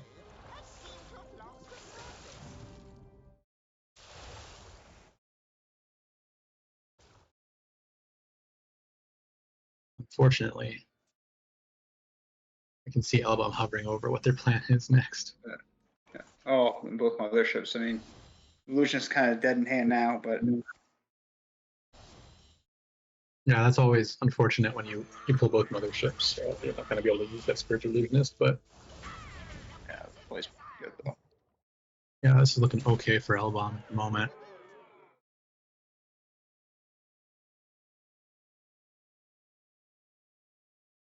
With that extra coin too, you can play a mothership. Next turn, no problem. Now, that bash is a critical draw there for Classy Thug because even though they don't really have a great answer for this Voltron Prime, it can't attack, so you're just going to be getting the charges off of it, which isn't nothing though. Coin in hand for L-Bomb. They could just play a mothership out, and that would be pretty sticky. Yeah.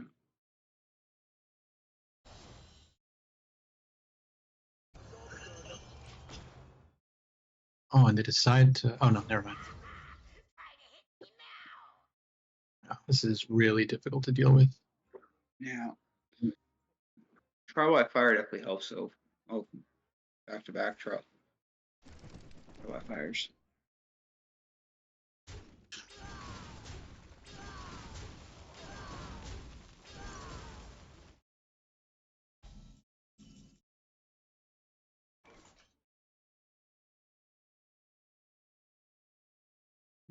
Well, you have a second mothership if you want. Yeah, that's what I'm looking at.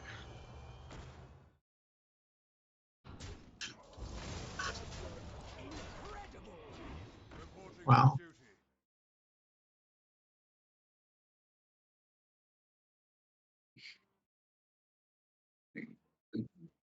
Brawl this and just hope the 04 lives. Yeah.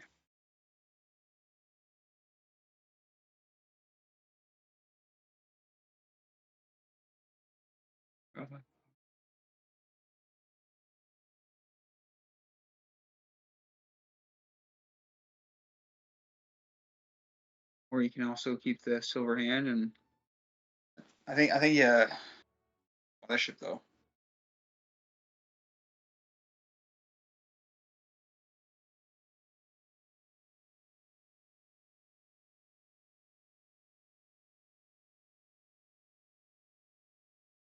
Mothership's definitely doing some work on this turn.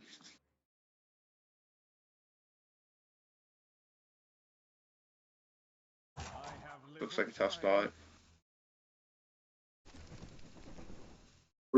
Yeah, I don't know what your out is from this spot. Maybe you install out another turn, but it's looking like you're running out of time. Yeah. Looking for the Minotaur in here, and that was the play. Just hope that they don't have it. Oh.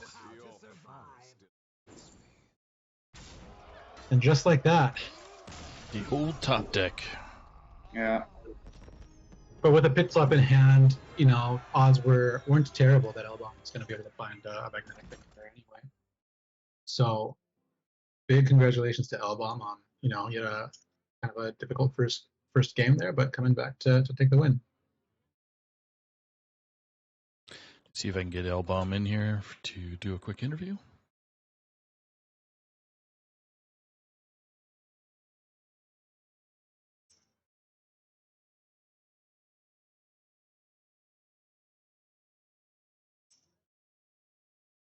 They are available, so I'm going to add them here in a second.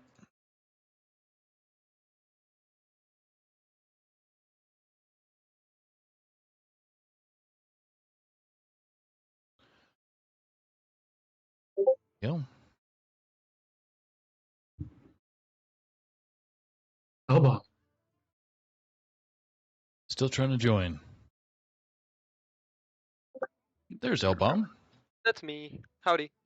Howdy. Congrats on the win. Congratulations. Thank you.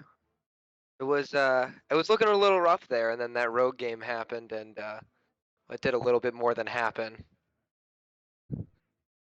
Yeah, talk us through how this series went for you. You started off with that loss in game one, but came back for what was that, 3 in a row? So how were you feeling, and how did you kind of come back from that to carry it through? So I think the loss didn't worry me too much because I was pretty unfavored into Hunter, like going into this. I actually almost banned the Hunter, but I was like, okay, if he brings Hound Hunter, then I'm like relatively chilling. But I had 3 unfavorables into Arcane Hunter, so I didn't let it shake me that much. You know, put my head down and fought through the the loss, and I think we got there pretty easily. The Warrior game put a lot of confidence in me. I think I played that one really well, and then the Rogue game kind of played itself. Those were some disgusting draws. Yeah, you mentioned the thing about banning the hunter. What was your thought process for the demon hunter then? So I ended up landing on Demon Hunter because I figured my own Demon Hunter would be banned, which it ended up being because, double Demon Hunter bans. Because my Demon Hunter was the only good matchup into the Arcane Hunter. And so I was like, well, if the Demon Hunter gets banned, then I have like no good matchups into the Arcane Hunter. Um, and so I was like, on the fence about it, but I figured the Demon Hunter would just be a more annoying match to play, right? Like I ended up losing to the Hunter, so it didn't really matter anyway. I would have probably lost to the Demon Hunter as well, but I figured the playing against Demon Hunter would have tilted me slightly more than playing against Hunter, so I just wanted to avoid that situation. Yeah, speaking of hunters, what was the thought process behind going with the sort of arcane secrets list instead of the sort of beasts So list that was so good but has been nerfed? I was planning on bringing Beast Hunter up until like 30 minutes before the match, and I was running some scrims with some of my teammates because I was like, we'll put some confidence in me, boys, right? And it just did not feel like the play, especially into like Control Warrior, because their removal just lines up really well into it. I think that's one of the reasons Control Warrior is so like playable on ladder right now, is just because it's like, oh, you played the Hound, all right, I'm gonna shield slam it. Oh, you did this, whatever. Like I'm just gonna out armor you, and I'm gonna deal damage over the top. They can kind of just deal with all of the boards. And I was like, well, it does okay into Enrage Warrior, and it loses to Control like a little bit less. And I was like, maybe I'll be able to get a win off there, and that's what ended up happening. So I'm very happy with that call. Yeah, definitely worked out in your favor, and a really, really awesome series there to pick up some points for Big W. So well done, and congratulations on the win. Yeah, thank you very much. Jolt C, you got anything else for Elon here? No, we're good. Thank you again. Alrighty. Thank Thanks. you for the casting. I assume it was fantastic. As always, of course, on Of course. Sundays. Thanks, Just Albom. keep seeing it. Yeah, for sure. Take care. Have a great night. You too. All right, now we're on match 3. Can't believe we're on match 3 already. I guess. Yeah, we came out of that one a little early. We were like right on time with match 1. Yep. So that is going to be a heroes match, which you're going to see the changeover right now. So bands are just running right into sequence here. So we have Molestar banning Hunter and Neji banning, you guessed it, Hunter. I'm kind of surprised with this one. I would have thought Moser may have thought about the. I was thinking kind of the two oddballs for this one, the Druid and the Warlock, but double Hunter ban, all right.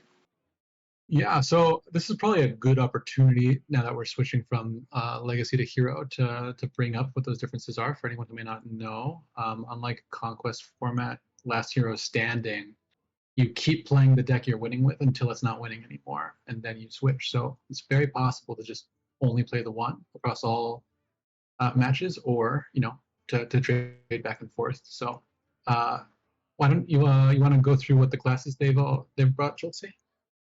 Sure. Neji Boston brought Druid, and Hunter's been banned, Rogue and Warrior. And Molsar brought Hunter, also banned, Rogue, Warlock, and Warrior.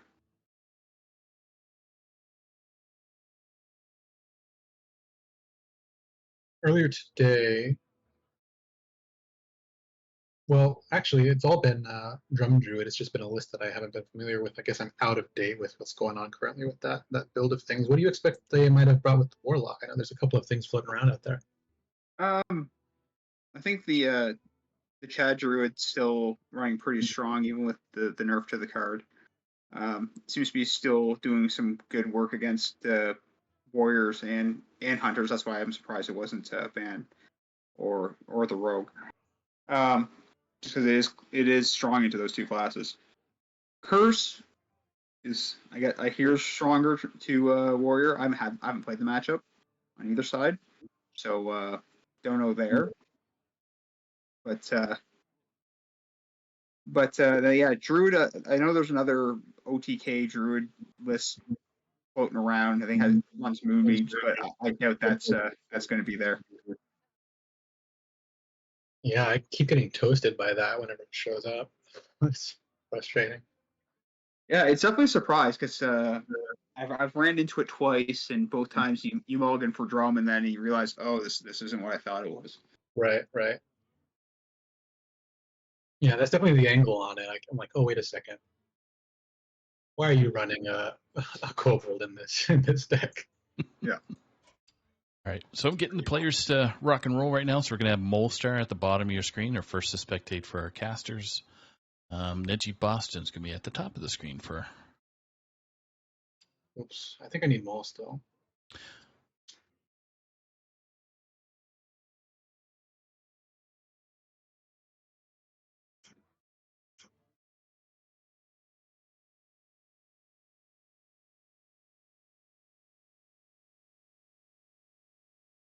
You still need Molestar?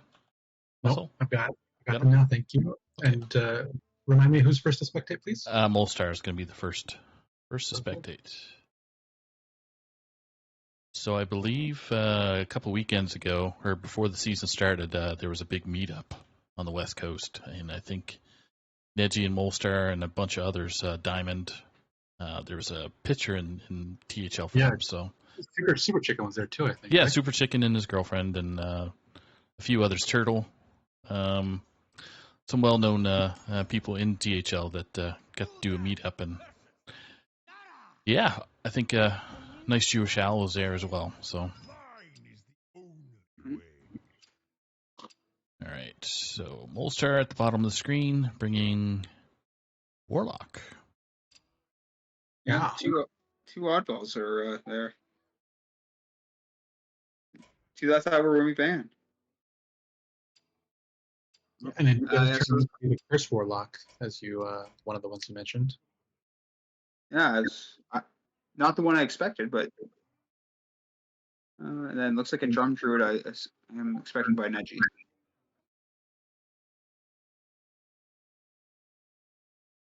Yes. So arson accusation. That's a card you don't see much. Yeah, not too often. Yeah. Looks like a pretty sort of control-oriented Curse Warlock. Finds the Symphony of Sins there on the draw. It's a nice card to have.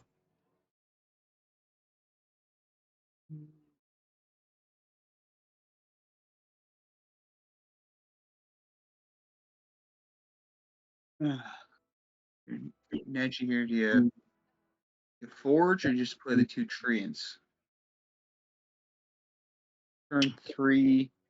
Yeah. Treants. Yeah, this kind of cleans up turn 3, right? Because now you can afford to draw on turn 3. And this way you at least get a little bit of a presence on the board. Yep. Before it's too late too. Yeah, I like that. Yep.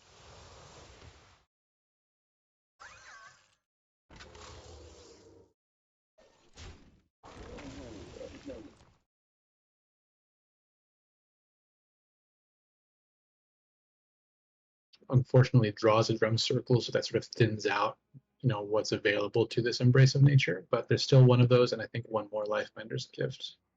I mean, the discipline cycle in hand is definitely going to help out too. So.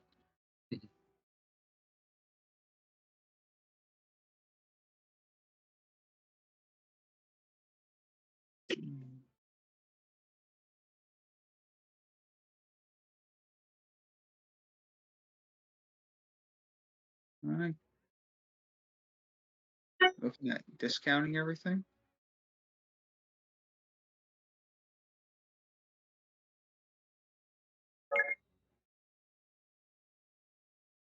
Looks like that's the play that he's going to go with.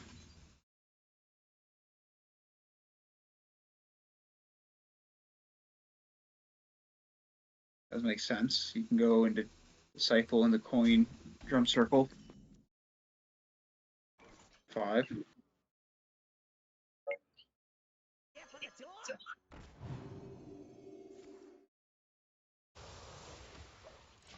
Mole continues to cycle through the deck and starts to get the curses rolling.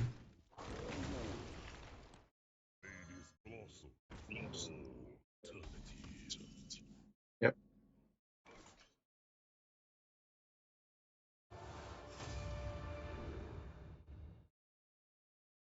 Oh. Molestar offered the opportunity to destroy the deck, but instead goes for some onboard tempo, buffs the 1/1, and keeps control of the board. Yeah. Unfortunately, he didn't have any minion in his hand, but at the time. But I think he's just the pressure. I like how he's put on the pressure here.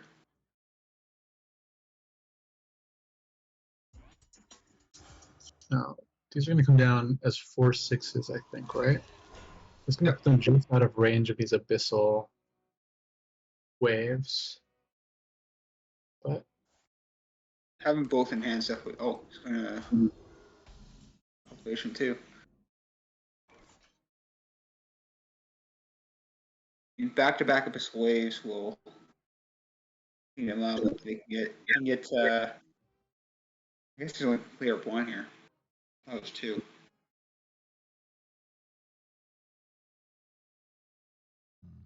I guess he can with the. Could clear up 2 with the arson accusation and trade both in. And you can heal up. Oh.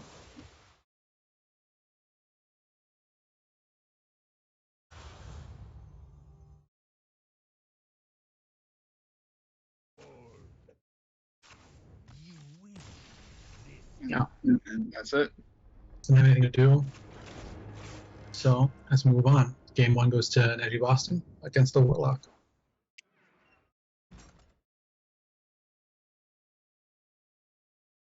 So that's going to leave. So Neji actually keeps the Druid up. The Warlock is gone now for. Well,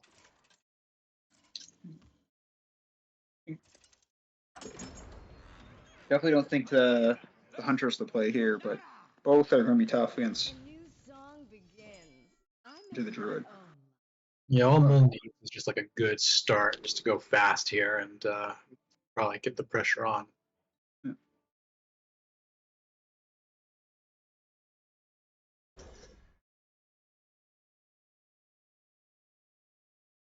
Well, That was a pretty good opening hand there for All-Star and Yeah. for Neji as well. yeah, looks like we're definitely going to have some fireworks right off the bat here.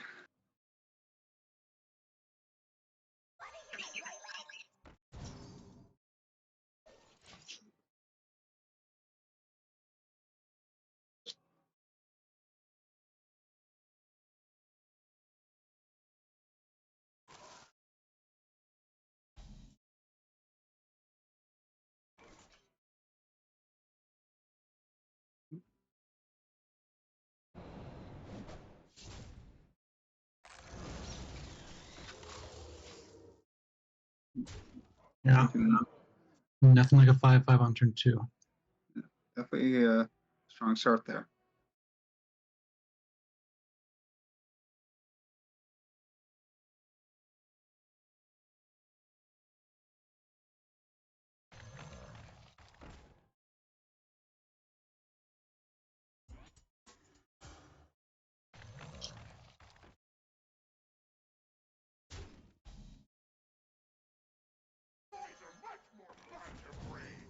It's a good gear shift too for Molestar. Yeah, absolutely. You don't want that mothership there, so let's just get 3 different cards. Oh, and nice. You find a Coppertail Snoop, Click Clocker to buff that if you want. Another gear shift to refill after you play those 2 next turn. Nice.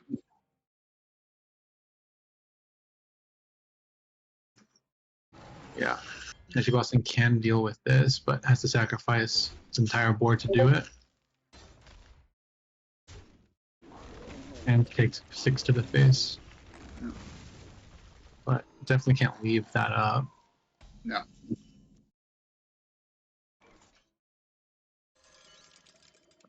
Yeah, but unfortunately has to leave 1 mech up, and it's going to give them a coin to gear shift again. Job done.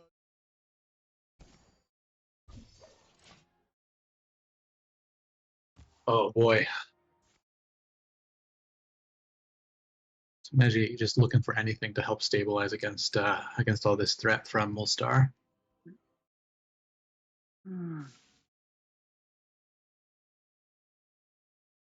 Finds the drum circle and the With embrace of nature, but not what you need against all of this pressure.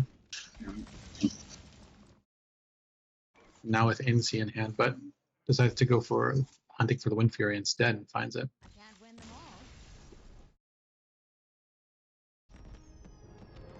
all. Neji, the experienced player that they are, knowing that we're out of time, and decides to just move on to game 3. So that knocks out the Druid and the Warlock from Mole's side. So Mole's got to stay with the Rogue now, and Neji's got a Warrior. So I assume that's the next one. yeah, given the format gives you the opportunity to set up a favorable matchup. So I expect the Warrior will be coming down. Valera versus Anhilda. Arise and carry out our lady's will. I make my own luck.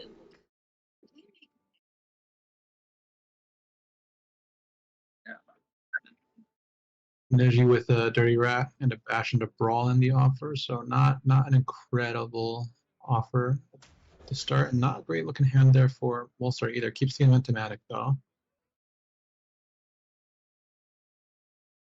Yeah, the Dirty Rat tells me that Reggie was probably expecting Chad Warlock. Full mulligan from Neji Boston. Has the Belling Flames available to forge on 2. You've got a Craftsman's Hammer there on 4. Pretty clean curve off of the mulligan. But really good opener for Mulstar as well.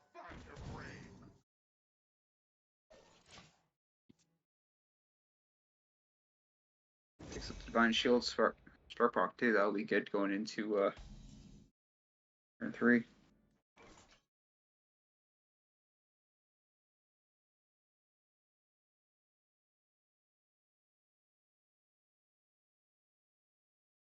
So now the trouble if you're Mulstar is Bellowing is in hand.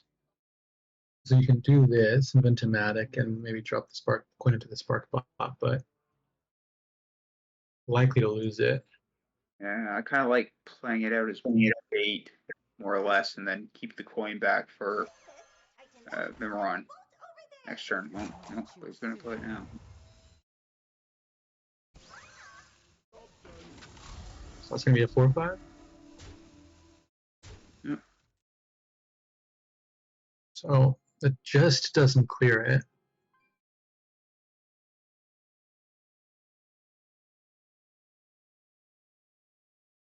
Got the +1/+1. It itself gets the +1/+1 when it magnetizes. Yeah. It's really awkward board for Neji Boston to deal with here on 3, and it's already looking so threatening from All-Star.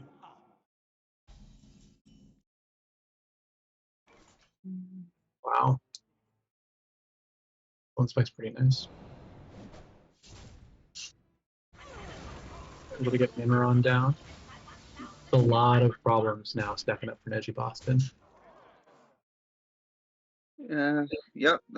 Smothering doing some work here too. So next turn, so maybe he drops that.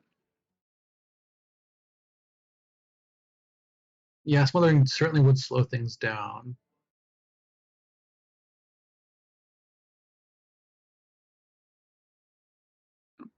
Just gonna play it Bellowing.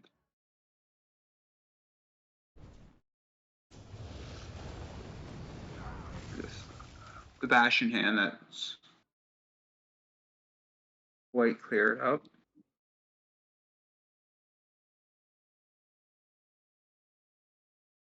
Your hero power pass and hope that they don't find something too crazy. It would be a lot to do to get to 20 from where Molstar is here, but decides to go for it anyway.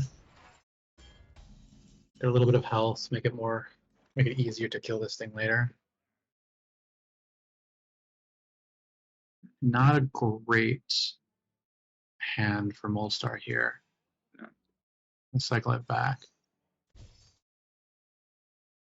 Wow, that's a great draw. Just like that here. I kind of like going.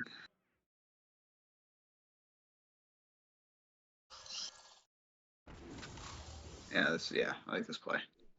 Yeah, we saw Molstar hovering over the scrap heap for a second, maybe considering looking for stealth or something like that to protect it, but this is just so threatening and keeps you just ahead.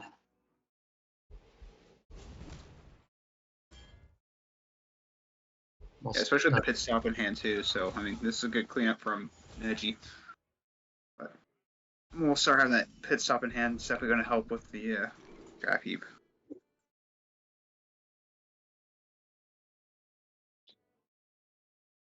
So this is tricky. Goes for the Coppertail Snoop. Monsters beneath you.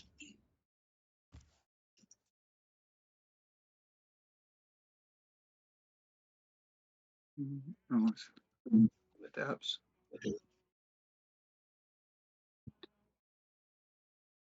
Scourge Illusionist, if the death rattle goes off, will pull Mother Ship, and it will cost 2, which will give Molstar quite a lot of room to work with going on to turn 6.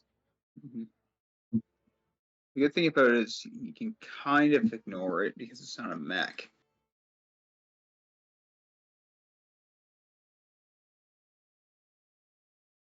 Kind of like this play with the depths, then into maybe Finley.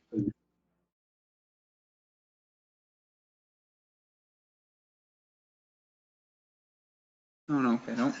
I thought he'd be hunting for something he played now.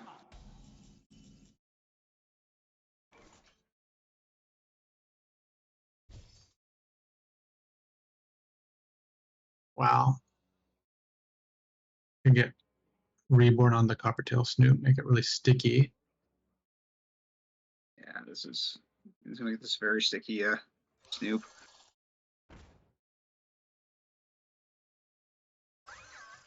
Decides to go with the Divine Shield instead. That's good too. I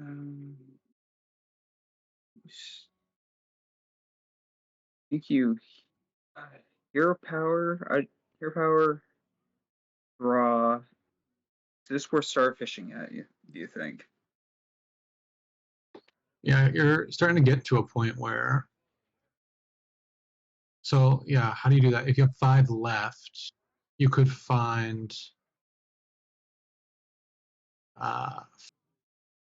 deal 5. That still wouldn't be enough, right? 1, 2, 3, 4, 5. Yeah, so I think that you're probably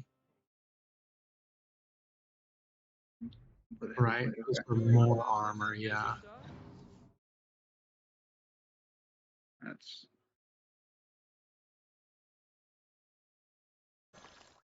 This is good. Neji setting himself up with quite a good amount of armor, keeping some distance from lethality.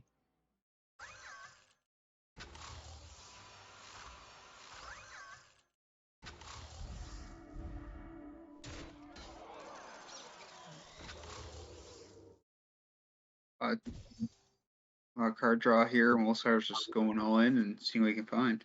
Really great turn there from Molstar. Could empty hand here, but probably want to hold something, not tip your opponent off too much about what's going on back there.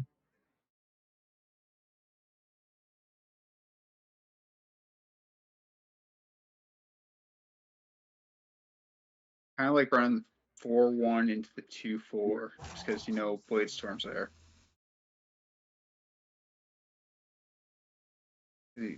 Because it's stealth, he would be able to hit into it. Neji'd be killing off his own 2-4 starfish there. Yeah, playing around Blade Storm as you just pointed out. Gonna go ahead and get the Inventomatic down. It's gonna make it way harder to deal with this 9/9. Now, that's a great card, Trial by Fire, but it doesn't hit something it can't see, unfortunately. Mm-hmm.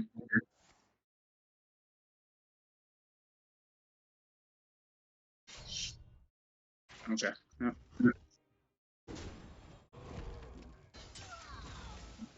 Now, as Sako and I were discussing in one of the earlier matches, I don't think that this goes into the Reborn menu, right? No, it'll come back with 1 health.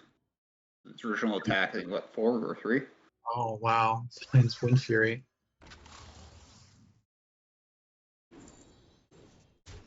But we'll start running out of gas, and a couple of threats still here on the board, but Neji Boston's starting to pull away.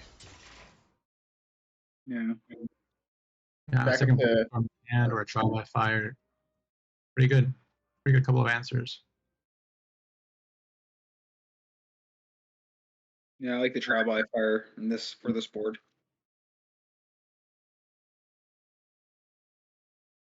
Yeah, I agree. And Neji Boston at this point knows exactly what's in Molestar's hand. It's 2 Quens. So it'd be a great reversal. Get some tempo of their own on the board and start to take back control of the game.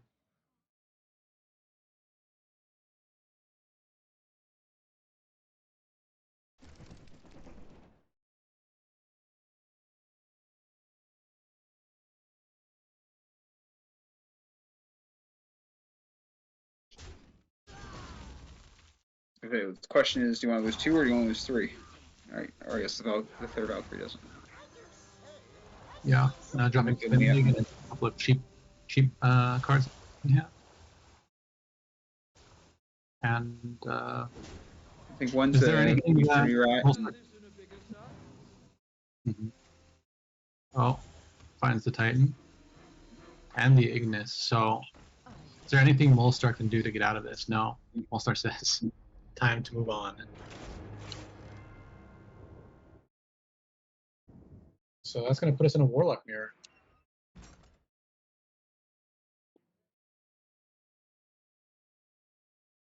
This is going to be one that Neji really wants to come out on top in, because if Neji loses with the Warrior, that's going to leave the Rogue into Mole's Warrior, which is going to be a difficult matchup to as we just saw. So that stakes pretty high here for Neji Boston. And carry out our lady's. Oh, no mercy.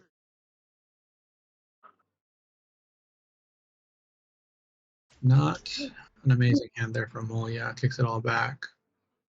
Got some okay. That's and we'll start running Fortune Flames. Not something I would have expected, but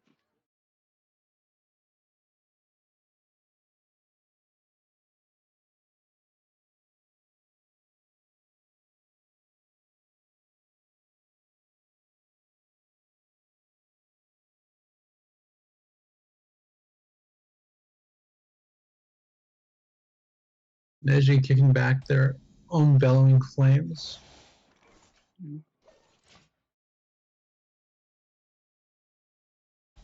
Another one up. Oh, there's the Ignis there for Molestar, so able to activate that right now.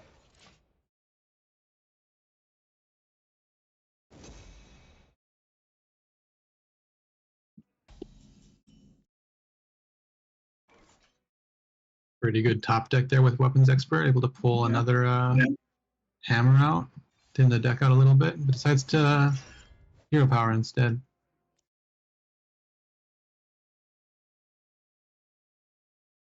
Maybe use it to buff something to get off Ignis.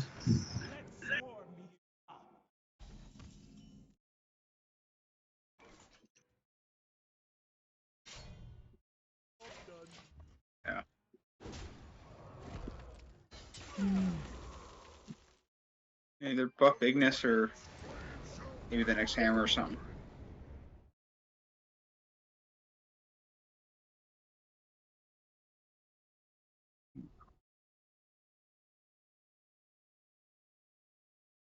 Didn't see that. And finds Wind Fury.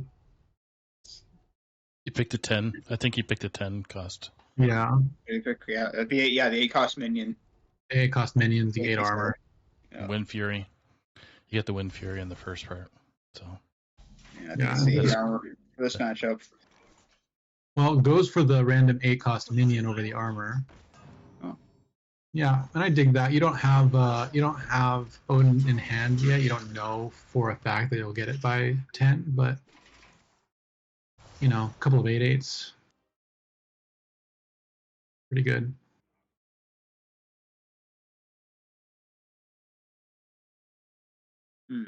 Nothing there, so draw or Odin.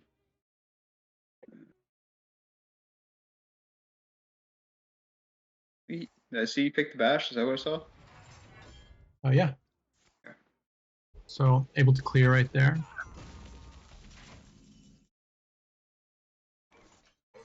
Here comes Mole's Ignis.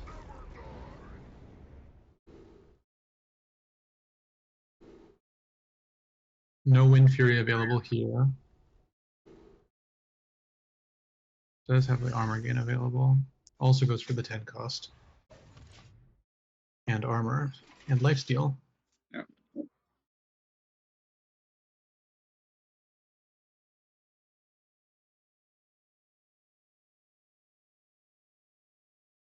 Neji hovering over Trial by Fire would set up a couple of few 3/3s on the board.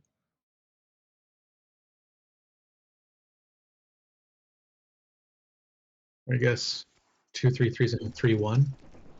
Yeah.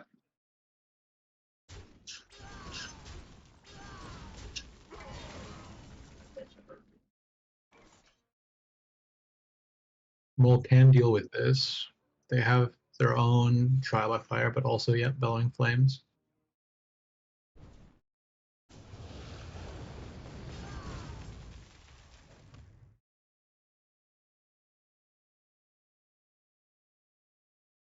Now, do you float 2 mana here?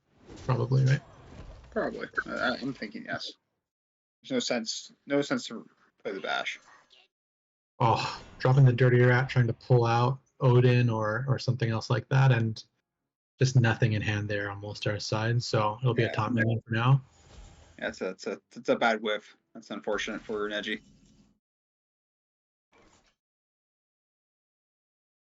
Bash into Stoneskin Armor is gonna move through the deck for Neji and or I'm sorry, for Molstar. Oh, and there's Mol's Odin. Just a turn too late for Neji's Dirty Rat.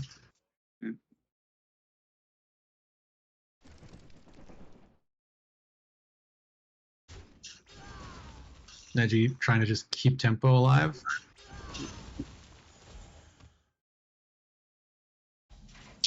Now we see, just Odin coming right. Yep. So that's starting to go really fast for Molstar. Who needs this win to keep the series alive? Going into the and drop weapon. Yeah, and he's gonna start to just drop some 8 cost minions on the board.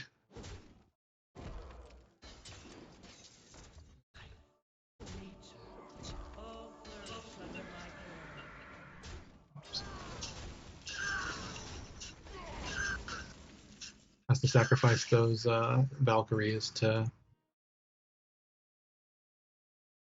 clear that Odin, but able to continue generating tempo with this weapon equipped. Yep.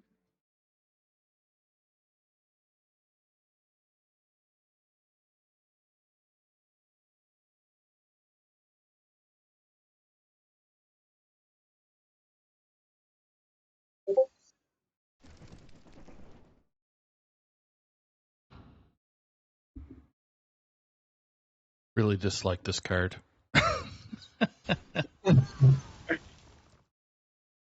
Oh, just clear board, no problem. It's Yeah. It's like Scale of Nixia, but just better. Oh my.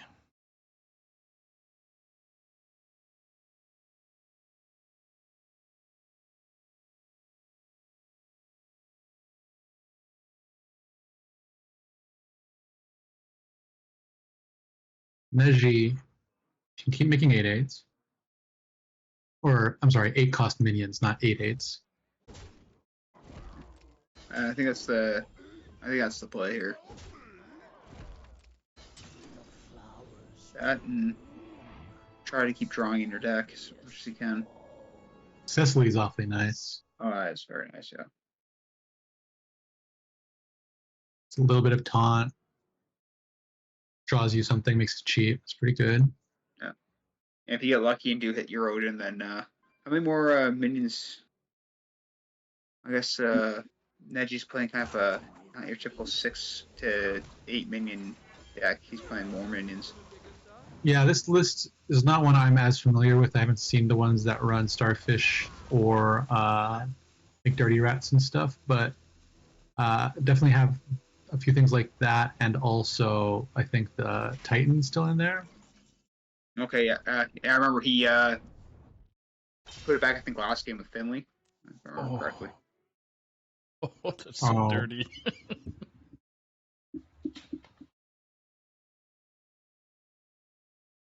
Viper's a nice find there, but what do you do after that?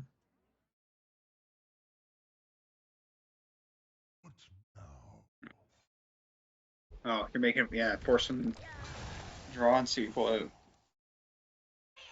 Uh-oh. All right. Not too bad. Yeah, you could have done worse than that. That takes care of something that can be a problem later. Gets rid of that weapon. Oh, and there's the one though.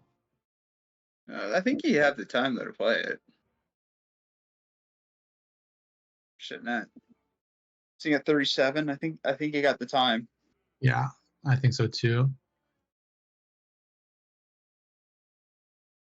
You can even clear the top with the shield shatter if Neji wants.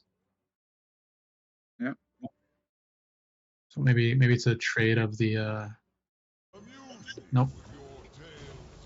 It's Odin.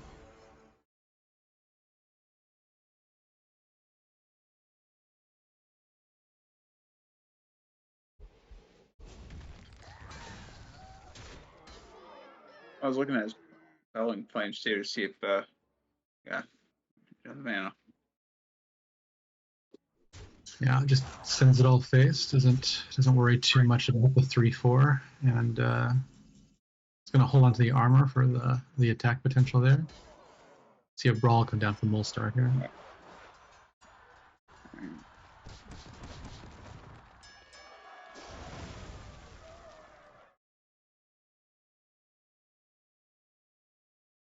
Armor wins the day.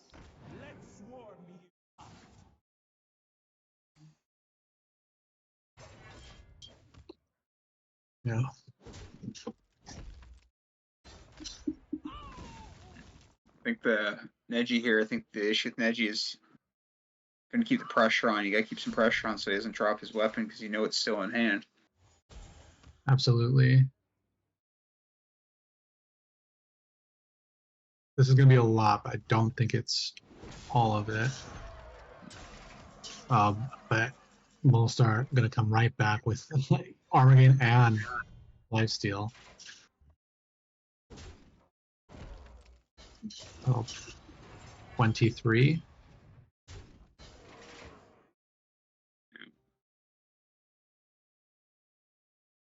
Yeah, there's the Titan we were talking about off the top for Neji Boston. Yeah, I think here you go.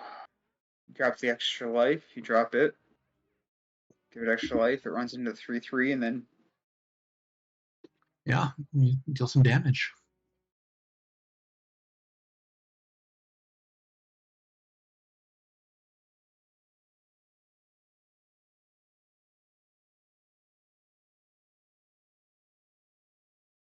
Do you drop Finley after that? You don't really. You're kind of ahead right now. You're in charge of the initiative.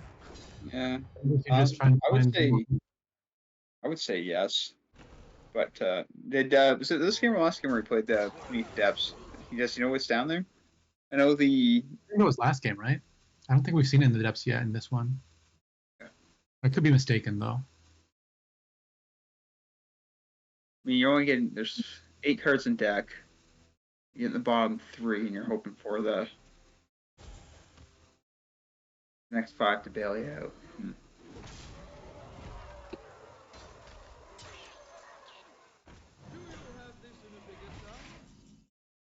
The dirty rat protects themselves a little bit. Maybe pulls out something dangerous. Prevents card draw, which is pretty big.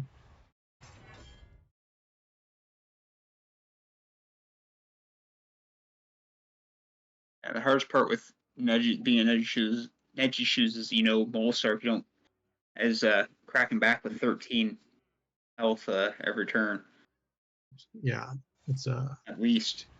But this is going to be even more. Yeah, this makes sense. Gonna be able to exactly deal with the Titan and heal up a bunch. And just like that, Molestar is right back in, and this is going to be a grind. Right now, if this goes to fatigue, Neji Boston is ahead there by 2 cards, and has the Finley. Yeah. Yeah. So I think that's the play. I think you hold and stop drawing.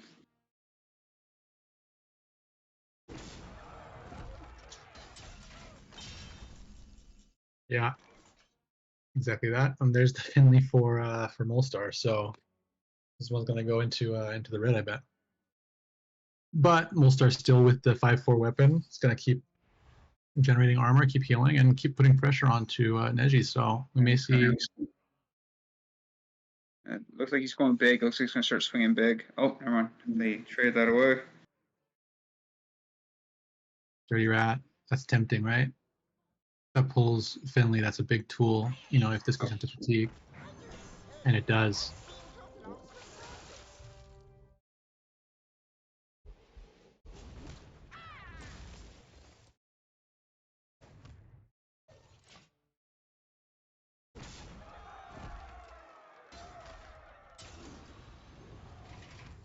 Also, can I also comment that Molestar's the first person I know not running Spinley. He's actually running the original Finley. The original card. Yeah, Neji, just seen the writing on the wall there. Molestar back at full health with 30 armor. Neji Fossen without the ability to cycle cards back in the deck during fatigue. So we're going to go to game 5. Love it.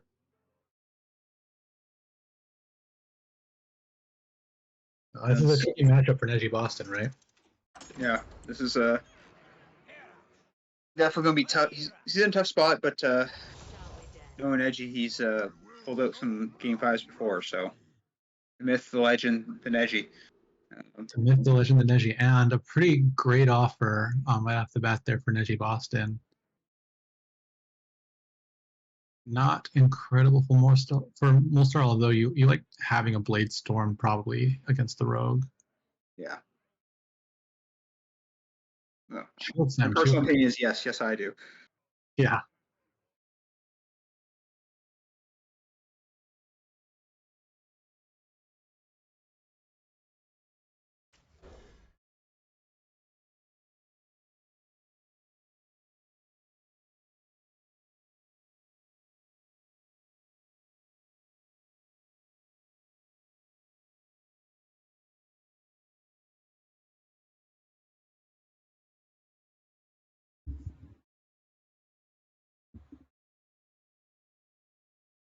Thought the game froze on me there for a quick sec. Josie is just going to restart his client.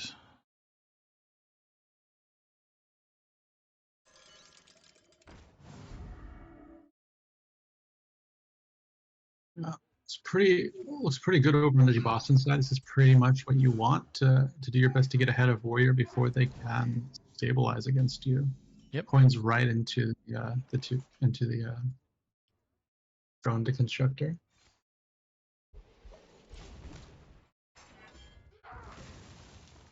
The Bash will clean that up, and there's a Bladestorm in hand for any magnetizing that comes down here, but we're gonna wait for the right moment. Right now, just do it right now. You only got 3 hits. Bubble and then 2 health. Good. Best. There is also the Dirty Rat in hand, right? Yeah, Dirty Rat would I can be. pull. But if it pulls, for example, the Scourge Illusionist, that's not so great. You do definitely want that to hit like the Any Storm Coil. Mm-hmm. Here comes the Spider. Welcome back, Josie. Oh, Bladestorm off the top to refill the one that I expect may get some use here, but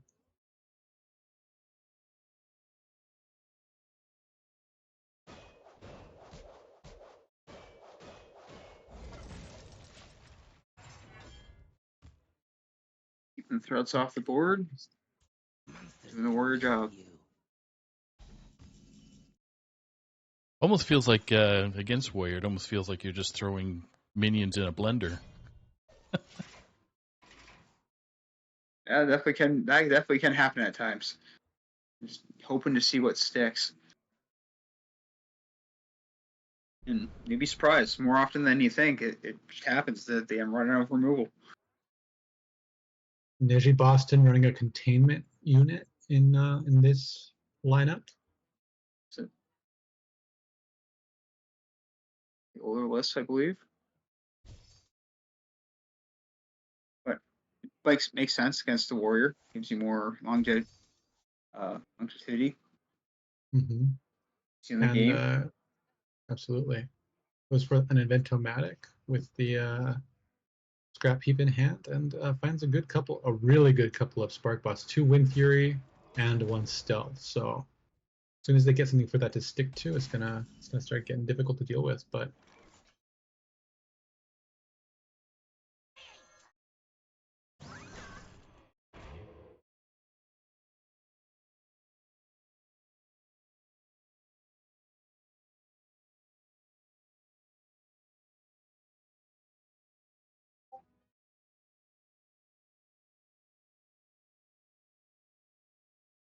Rat pulls the Stealth minion. I wonder if with the older list, I wonder if they're running the Lab Constructor in this list, as he is. Yeah, could see that come down. I wonder if you're Neji Boston, if you just leave this 1/1 Stealth there to be a ward against future Bladestorms. Yeah, let's not post that. That play. I like that play.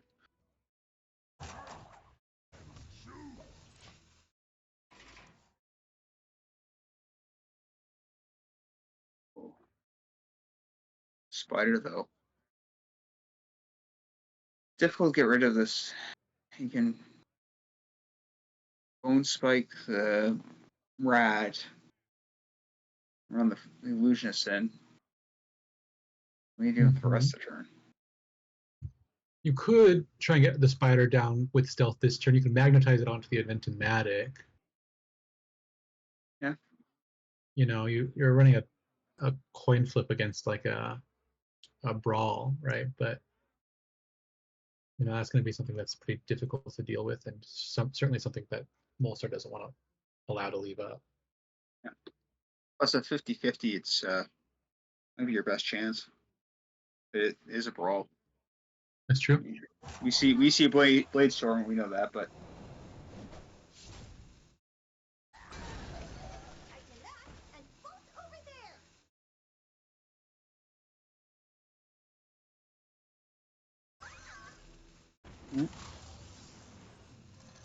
deciding to load up the Sparkbot instead. Decides to just take the Wind Fury right away, yeah. It's already protected against the Bladestorm, so it really needs something different to deal with this pressure from Neji Boston. Not a lot of great options. Can draw with the Force and Flame. Mm.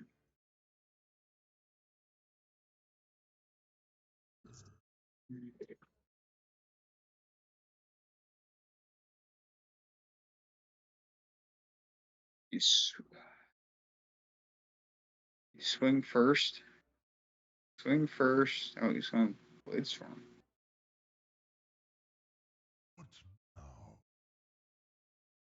This one brings it down to 6. Your armor. I was thinking about. Yeah, you should be able to shield slam it, right? Yeah. I was thinking about the shield slam and then. Okay. This is the play I was thinking of. See what you get here.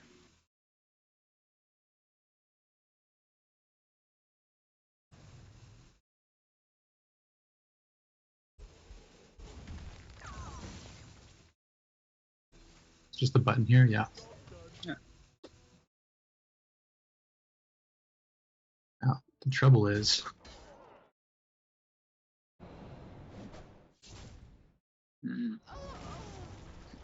Full containment unit or mothership? containment unit, Wind Fury, Death Rattle, keep something on the board. It's pretty crazy. Yeah. Down to 3. Down to 2 with the dagger. Yeah, so the Blade Storm doesn't do it.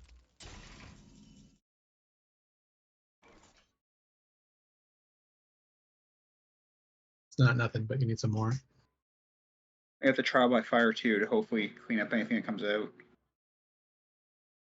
Then you hope you can miss damage.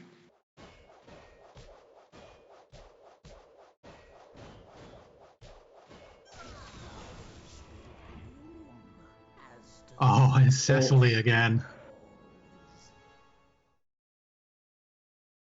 That's tough.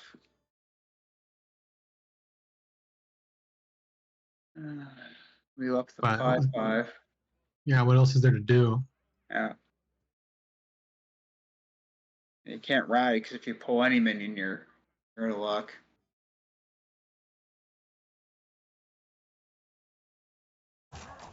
I don't think Bull is totally dead, but we do see a prison on Edgy Boston's side that is just chaos. Could find damage there.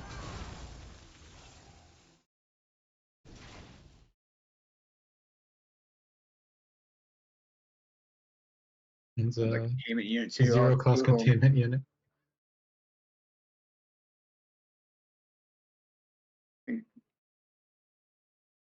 You could do that and Inni it, right? And then you have 2 containment units, and one of them has Wind Fury. Yeah, and Divine Shield. Yeah. I guess you'd be running it into the 5/5, so maybe not. That gives you some sticky minions. You have to clean up all 3. You have to clean up 3, then the 2 that also behind it. Yeah, this is going to be difficult.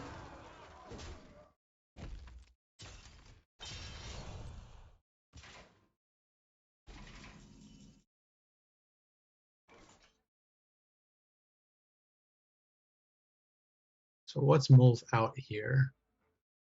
Does one exist?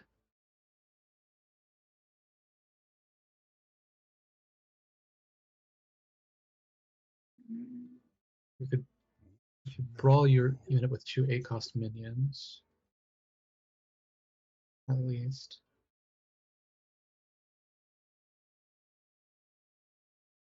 If you use Finley to fish for something, what is it that you fish for? I don't know. I can't find it. What do you? You hope for a low roll on the brawl, and you hope that your rat hits nothing. That's 7. All right, always gonna rat and see if it. Or you're, even if your rat wins, you're hoping for triple low roll. Yeah. Yeah. There's nothing. That was quite the series. Game 5 going to Neji Boston in an upset. The Rogue beating the Control Warrior. And congratulations to 22. Diamond's version. All right, Neji's good for a quick interview there. So, wow, that was pretty good. Almost makes me want to throw those 7-cost cards in my rogue deck as it is. Like, yeah, that's pretty sticky.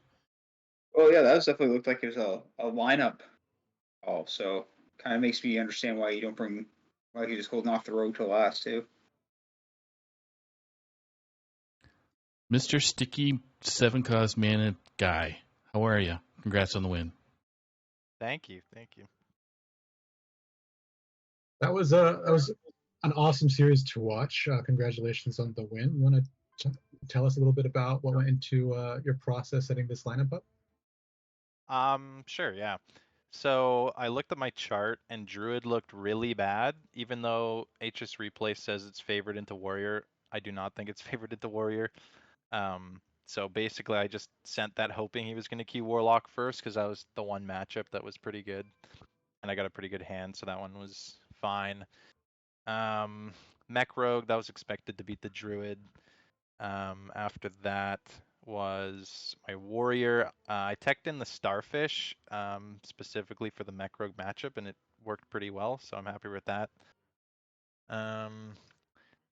Yeah, then there was the Mirror, which basically just came down to our Ignis weapons and me not running Viper in my deck, which in hindsight I would have run. I haven't played the Mirror much, so I kind of didn't think about the Ignis weapon, but that was definitely pretty impactful. And then yeah, the last game, I changed my rogue list last minute to be much better into warrior because it's unfavored, and I swapped out where I put in the death rental package, and then I changed mothership for the containment unit because I thought it was gonna be really hard for him to kill, which turned out it was. Yeah, definitely made the right calls. That was a lineup blast from the past when it comes to that deck list. Mm-hmm. I'm seeing Cecily twice in as many games in a single series, working out to set you up with a Wind Fury containment unit. That's so difficult to deal with. What was going through your head as you kind of queued the rogue up against the warrior? Tech to be more effective against the warrior, but still maybe is that lineup specifically favored, or do you is this a pretty new one to you? Yeah, I've never actually tried it against Warrior. I was just looking at the spread and I didn't like my spread into Warrior at all, except for my Hunter, which I assumed he was going to ban because it was like good into everything if I brought Arcane, and then Hound was really good versus Warrior, and it was like my only answer to it. So yeah, I made the Rogue better into the Warrior. And yeah, the containment units worked out pretty well. I got pretty fortunate with that Bone Spike draw to kill my own guy and actually draw it because he was refusing to kill my 4/4, which is fair. But yeah, it worked out. I saw that what's that card called? Scrap Heap, and I saw Wind Fury Stealth. I'm like, oh, those are pretty good. Yeah. Yeah, really awesome, really compelling couple of games. You guys almost kind of going into the bottoms of your deck in the warrior mirror. Really exciting to see how that all played out, and you taking it in 5. So congratulations on the win. Thank you. For 22 diamonds version, and that puts you guys. Gives us some points in our loss. Oh, did the 5th game already happen? Yeah, Jim Flo's played. It might not have been submitted, but Jim Flo's lost 3-1, I believe. Yep. So we'll take some points. Let's help win All-Star is player always crush. one of the toughest matchups, so it's good to get a win. What was that, Joel C? I said points are always good in a playoff race. Exactly. Yeah, definitely valued points. So we will take it. Thank you for having me on stream. I appreciate it. Thanks for saying yes. That's the important thing. We wouldn't have anything to stream. Well, it worked out. It did. We love to see it. So thanks to you and Molestar, and hopefully you guys can still be friends after the meetup and everything. Hopefully. All right, buddy. Thanks, guys. Enjoy your night. All right, thanks, Najee Boston. Yeah, have a good night, guys. All right, See ya. thanks. Good night. Okay. Wow. And then there was one. So just got to do some switcheroos here. If I remember how to do this. Okay. A harmless dog and Risen, is that right? So we got, yeah, a Harmless Dog and Risen. So I'm just double checking to see if they're able to play right now. I'm going to throw up the deck lists so our viewers can see. And since we kind of know the bands, we can do that as well. Risen's Hunters band, and the loved Priest is banned for Harmless Dog. So no Hunter for Yep. So Harmless. Risen, no Priest for.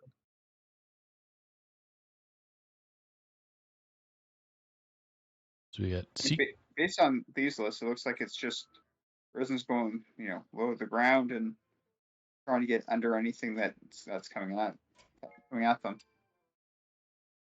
I understand the control priest ban as well. So,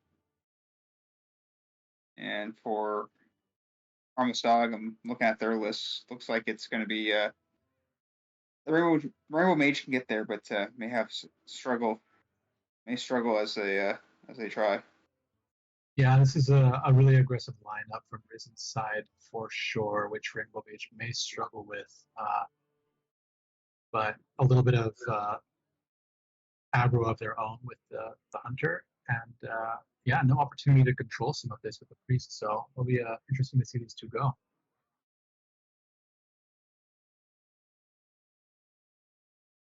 Yep, just chatting with the two players. So a Harmless Dog should have added you guys. Yep. Risen's been around THL for ages, so I'd be surprised if people did not have Risen on their friends list. I just put it in, and it was like, that person is already in your friends list. Yeah. Great. So we can, with the tail of the tape or tail of the deck lists already done, players can be ready. I'm just double checking with Risen here, making sure that their spectate is on. So for our viewers, we're going to be viewing Harmless Dog. The casters are going to click on Harmless Dog first, which can be at the bottom of the screen, and Risen's going to be at the top of the screen. So, all right, I'll let the players know they can start.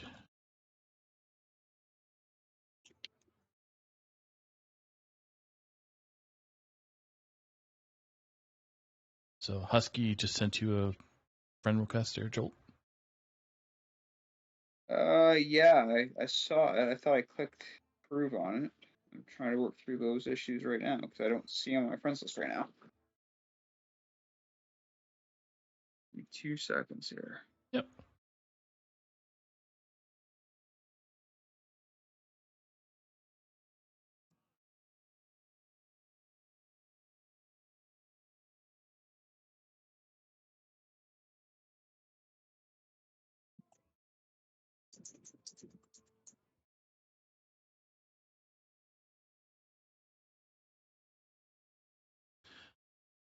Okay, so they are pretty much ready to go. Okay, yeah, we're good. Okay.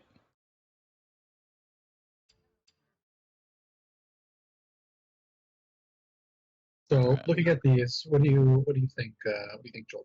We're going to see first from these two players. From these two, I'm thinking we're going to see I'm thinking we're going to see a Hunter from Harmless Dog and maybe a Totem Shaman. From Risen. Could see or maybe even the Paladin. I actually would not be surprised if it's a Paladin into a Hunter. Yeah, Paladin does look favored in numbers. I like the Paladin list into the lineup. But and again, one that as a player that likes to go into with the strongest deck that's available right off the bat, I don't see why you wouldn't. Yeah, I love seeing Paladin here. A lot of the chatter is that Paladin falls off the higher you climb on ladder. You see that in the numbers that it's one of the best decks from like platinum through diamond 1, but then you stop seeing it really anywhere at legend. But I really love playing it. I think it's a really fun deck to play, and I wish we saw some more of that. So I didn't see that here from Risen. Yeah, I mean it's a very telegraphed deck, but at the same time it's still strong. So I mean it's the strong players know what's coming up and they know how to play around it. So but at the same time it's still strong enough where even if some players know how to play around it, if they don't have the right answers at the right time, you're fortunate. Unfortunate for them. You guys didn't see my match last night, did you? Didn't. How'd that go? I brought Paladin and I won with it. Nice. Congratulations. So we've got the mage from a harmless dog and the rogue over there on Risen's side.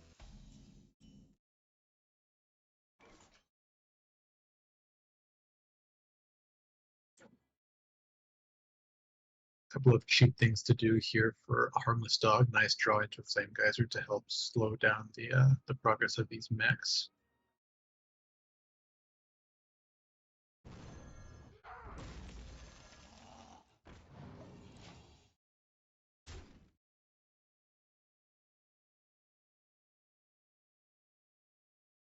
Now, Risen with the coin in hand can try and get Nimrod out, but knows that there's 2 arcane bolts over there for a harmless dog, so Yeah, see if so it's worth trying to pull those out.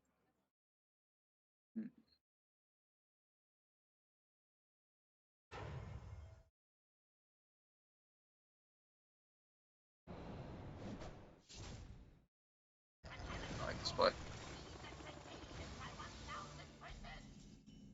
Being able to forcing out both arcane bolts, get rid of them. Yeah, this does demand that answer. Will a harmless dog respect it? I expect so. Yeah.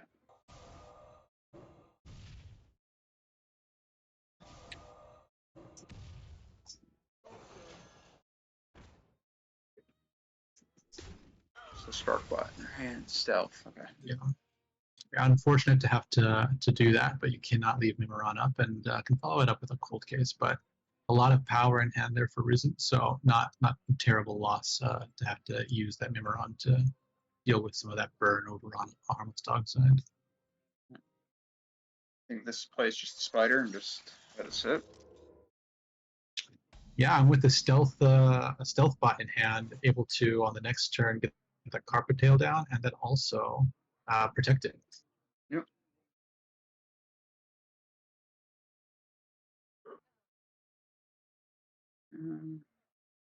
It's just an easy cold case here for dog. Here. Yeah. Now, a harmless dog does have reverberations in hand, which is a great tool for dealing with this, but it requires the visibility on it, which they no longer have. And with that Indie in hand, they're going to have a difficult time. Oh, this is good.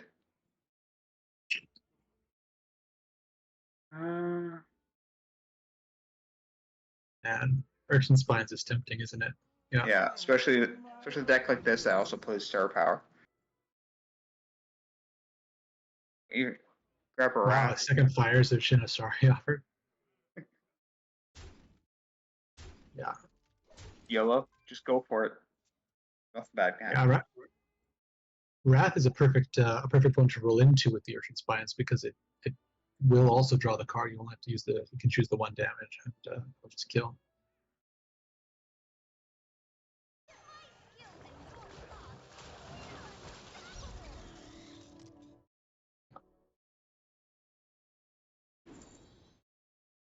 Get a lot of money. Yeah.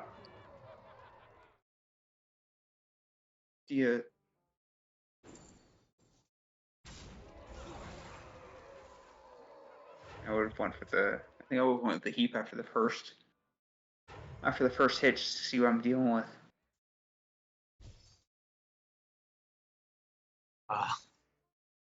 Incredible. Beautiful. Wow, this is a lot to deal with if you're a harmless dog. You're down to 9.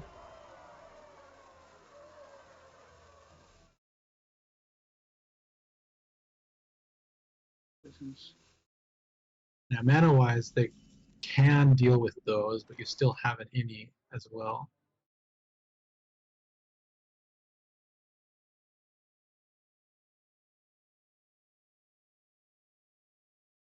So order here is relevant because you can draw. Yeah. Spines and I think cycles the next thing. The duration's up to 4. Decides to start with that.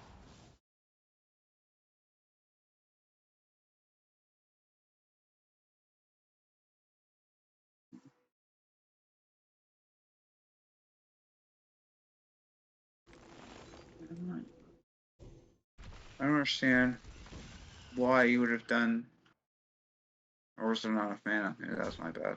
Oh, there wasn't enough mana. That's why. Okay. Can get a Cosmic Keyboard up here. And should be out of range of anything too threatening. 4 damage and you're down at 9 is scary, but I don't think there's much burst from Risen without the Mimron available to generate some of those devices. Here I'm thinking it's just coin, play an oscillator and gear shift.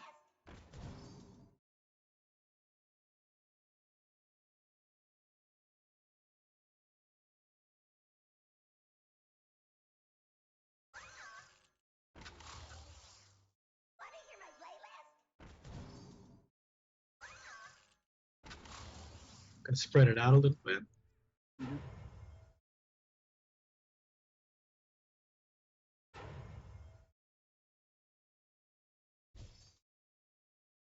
We hit a crab. Oh, that's nice too.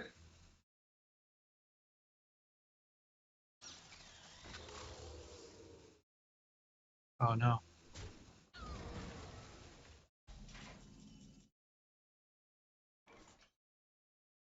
Couple of answers here for dog, and yeah, this is gonna generate a 5/5 for them, and keep some more control tools in hand as well. It was looking pretty scary there, but starting to turn the corner here. That's a good draw.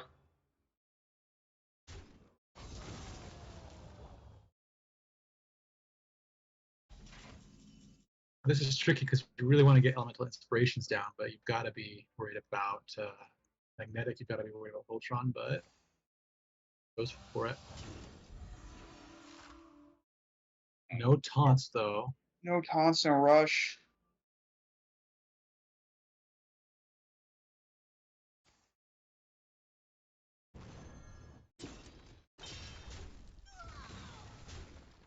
So the That's question a is, skill, so if he was able to get through this. So what needs to happen here? Voltron's got to get face with the 4 damage. One of the two, yep. Doesn't get there.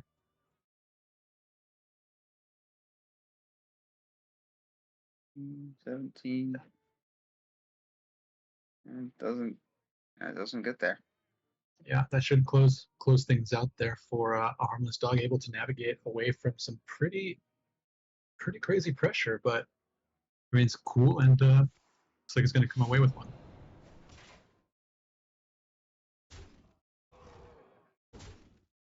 You're a smooth sailor.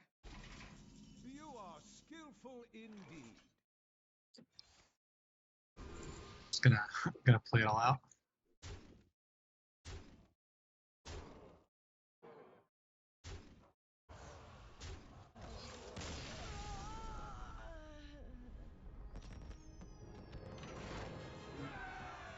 getting that mage out of the way is pretty relevant because this is an aggressive lineup from Risen. Besides the rogue, talked about the paladin and also the totem shaman. So now that risk is a little bit lower with a harmless dog just leaving the hunter and the rogue standing. What do you think we'll see them bring out? Yeah, it's I'm thinking either I've been wrong all night, but I'll roll my dice with the rogue mirror match here. I don't know much about the matchups into totem shaman. You don't see that very often, but it's so exciting to do, and that seems like something I'd like to. I hope we get to see it before the time runs out. We do get it. Excellent. Request granted. That's the keeper.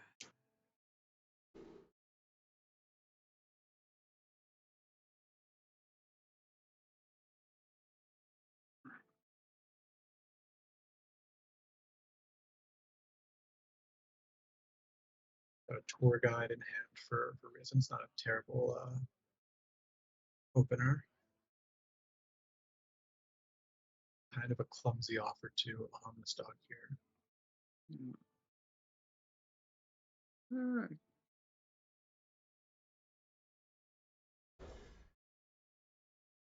Keeping the removal.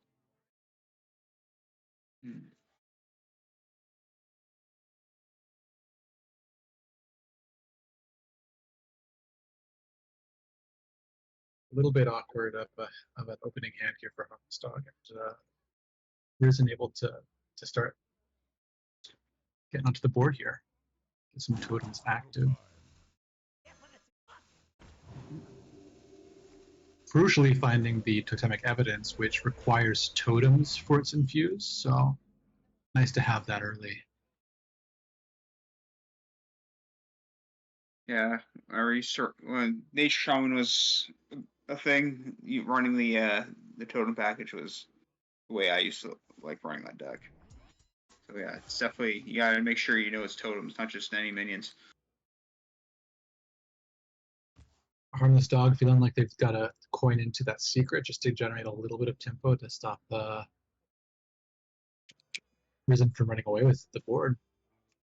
Not a lot of great answers in hand for them right now. Big. I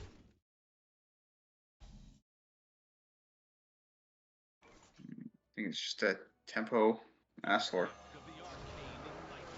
Yeah, gotta start answering this board before it gets too crazy. Pretty awesome draw for Risen there because they don't want to spend all their mana to just deny the secret to Harmless Dog. So able to keep making totems and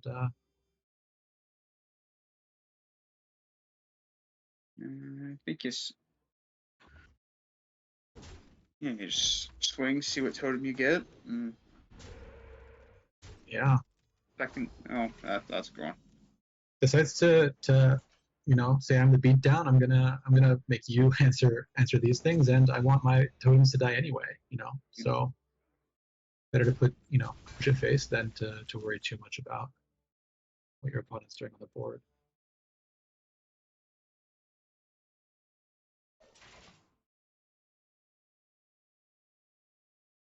Second evidence in hand. Yeah. And now Risen's got to decide if it's worth spending all of their mana here to make a couple of 4/5s, and I imagine that it is. You can probably let them have a 3-cost minion to. Yeah, I'm thinking you run the tour guide in, transform it, and then trade off with your chisel into Astor and from there. Absolutely.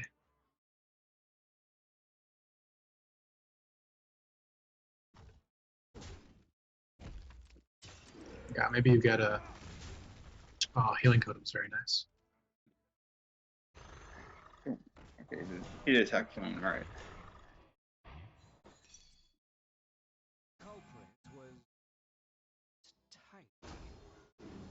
not terrible as far as they go. Get a little spider tank there, but not enough to deal with the 5 health stat on these top minions that just came down. A lot of cleanup on Harmless Dog side coming into the next 2 turns. Just needs to get there.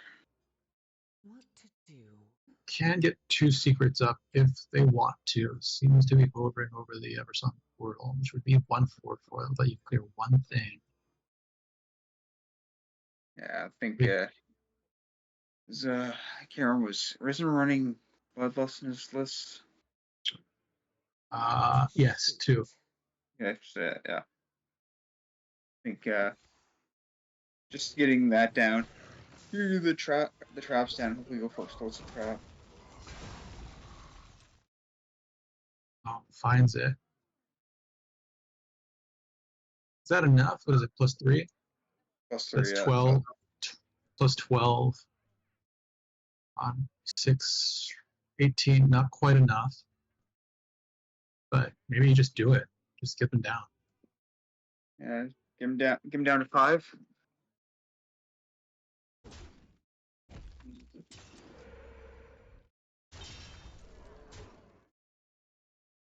Decides to just hold it. Get some more minions out there. Threaten it for a future turn. Now though, Harmless Dog starts having some answers to the board state. It's a little awkward with that one, but And I think, yeah, I like this play because go for explosive. Yeah, 2 rolls for explosive trap. This is there. freezing trap's not nothing. No, yeah, it's definitely the play. Keeps you alive. Oh boy, no explosive trap, but you can stop a couple of them. Yeah. Wandering Monster will. You're stopping 2 attacks coming in, so 6 damage coming in. 6, so that would be 4 things, that'd be plus 12. Then you've got to imagine that they test with the 1 attack. Yeah, so if they cast, yeah. So these kinds, Wandering Monster kind of needs to be a taunt to stop a 3rd attack. Find it. So this should be enough, right? Yep. So yeah, there's 15 just on board, plus 4, 19. Yeah, that's a lot more. And Prison gets there with the Totem Shaman.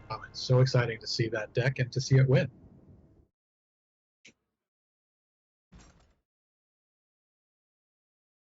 So with the Totem Shaman out of the way, that leaves the Paladin and the Rogue for Risen. I hope that he goes to the Paladin here, but that they go. Yeah, I was gonna say I'm gonna let you guess this time because I've been off all night. Yeah, I'd like to see the Paladins. I hope they go with that, and I expect. I don't know why Dog would switch off, except for if they're expecting the Paladin. So may see the Rogue here from Dog, may see the Paladin here from Risen, or at least I hope so. And exciting start to the game, 1-1.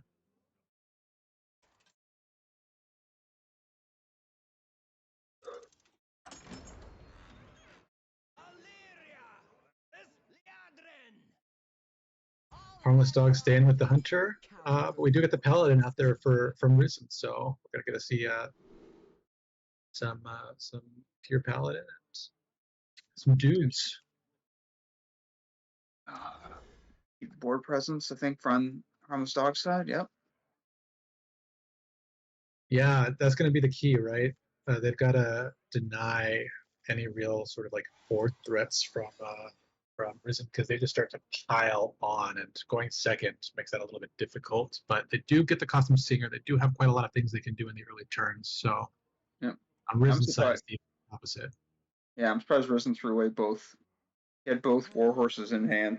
I'm surprised he threw away both. I thought maybe one would go back, but I mean, this is a dude Paladin, so I figured one of them would have been sticking around just to keep the taunts up, especially against this deck that has a lot of weapons and wants to go face. Absolutely, and a Harmless Dog not worrying about when you're going to use the coin, when you're not going to use the coin. Just get minions down, take, get in control of the board, and pulls a cat trick off of the costume singer and has a ricochet shot for any small things that might also get down here.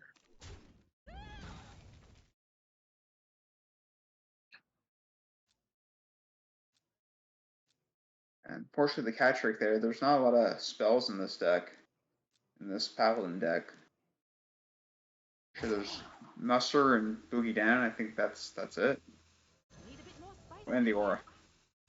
Yeah, so I suppose in some ways it's good to have pulled that out first because you want to get that up for Boogie Down maybe on 3, but decides to stay in command of the board.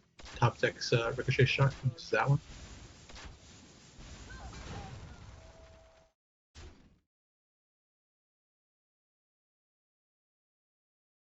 Good top deck for Risen.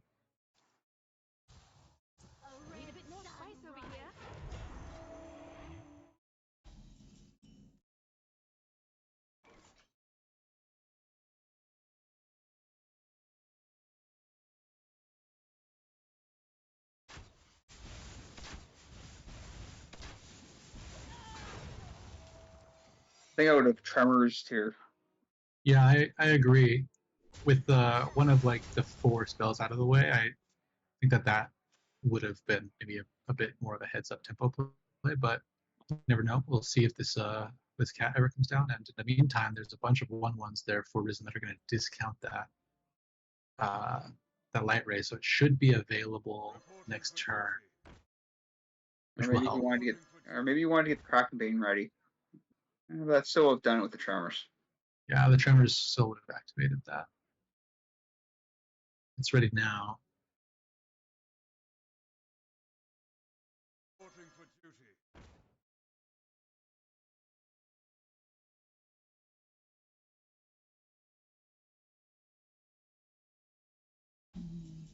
Yeah, it holds the 1 just in case it's didn't mean it.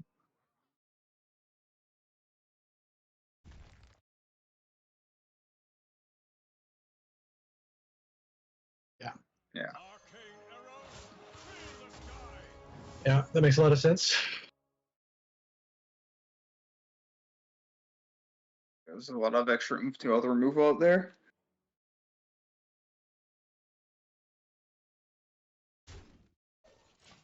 Now, the longer the game goes on, the better it is for Risen. There's a lot of power on the top end of this deck between the Countess and the legendary minions you can discover off of her. Amethyst the Peacekeeper can get crazy, especially if you manage to get a board to stick. You can get +2/+2 and all of those minions. So right now, Risen just trying to stall.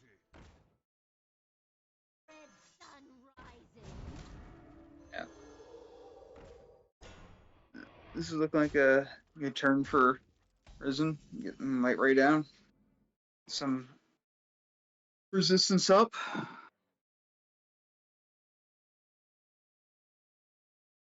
Really awkward turn for Risen next with only 7 cost cards in hand. Almost certain to float a bunch of mana next turn. They've been able to pick up. Maybe find the Curator would be a great draw. Yeah, Curator or a Warhorse Trainer or something. That's the problem with this deck is there's kind of a gap in between your mana curve here where you don't have much going on between 5 and 6.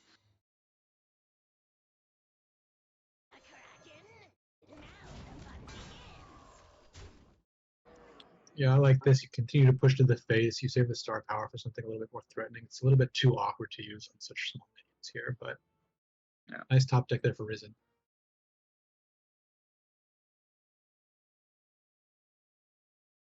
Just hero power and play the Warhorse. That helps. Yeah, I think it's just all face here and just say you tell Harmless Dog to answer this. Yeah, absolutely. It's not an explosive trap or a freezing trap or anything like that. No reason to futz around. It does exactly as you said. Not the best.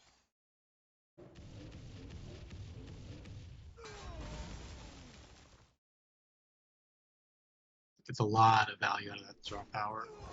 Yeah. Now we're getting to the power of this deck, this Paladin deck. Yeah, now a lot of great things for Risen to do here. This is going to be the Leviathan. It's going to draw. You do know you're going to give Armstrong a 3-drop, but like right? Because I'm pretty sure that'll probably be 0. Yeah, that was good order because you wouldn't have gotten that otherwise. Gives you a little bit more of a presence. Nice to get lifesteal there for a dog. Fortunately for them, not a lot of ways of dealing with this board.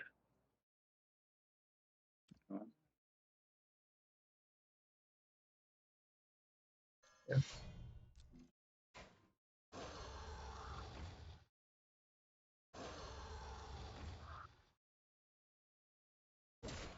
Yeah, gonna have to tank 5, but we'll heal for 3.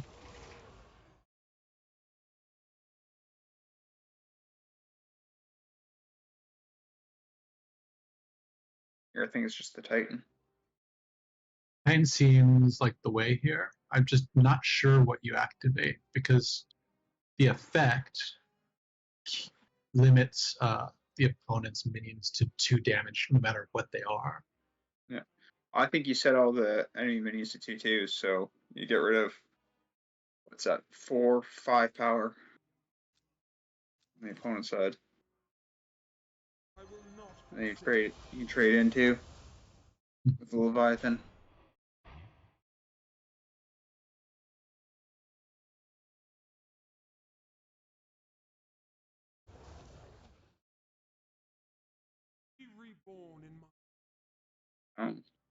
It's pretty good. You know, you lose the stats on the Purator, but it makes it so cheap, and it's really just there to be a draw engine. Yeah, I forgot this Titan had taunt. That was... Yeah, it was taunt that changes things. Yeah, the taunt is super important, and even though these are 4 attack minions, they can only do 2 damage right now. Yeah. That's it. I don't think that's true of the weapon, so I do think that Harmless Dog can push through this with one of the minions.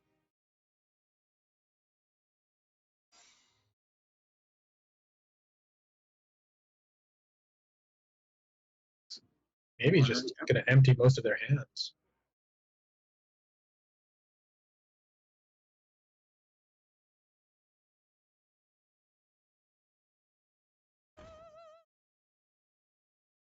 Yeah, this makes sense. Just to put everything on board, get it all out there, and just put as much pressure as you can.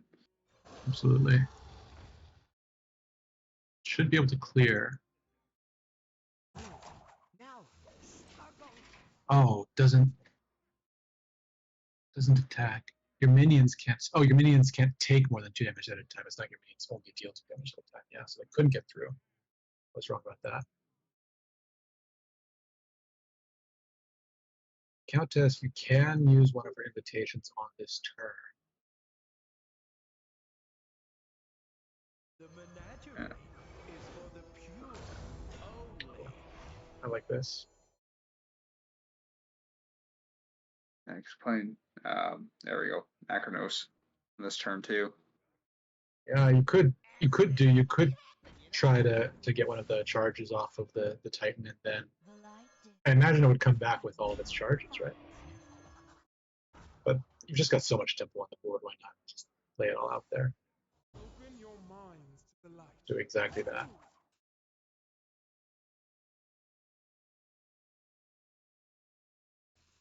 I haven't played this deck since they added the Titan in, since the expansion, but makes me want to now.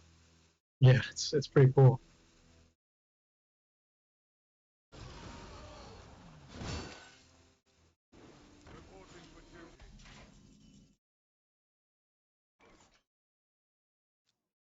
This is a pretty bleak position to be in if you're a Harmless Dog.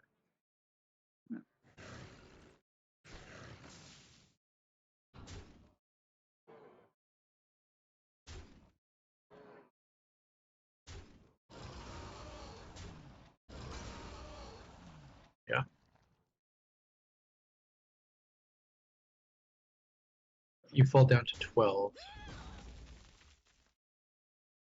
12, and then there's what? 4. There is a wandering 13. monster up.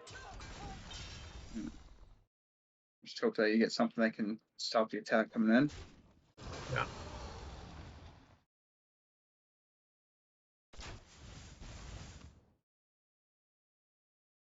But you just test it with the 1/1, right? That should be enough, unless there's like a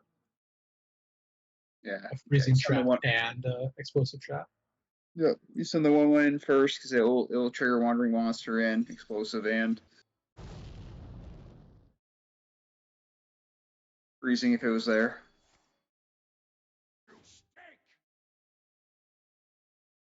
And then that's game. Yeah, Risen takes game 2 with the Paladin. How exciting!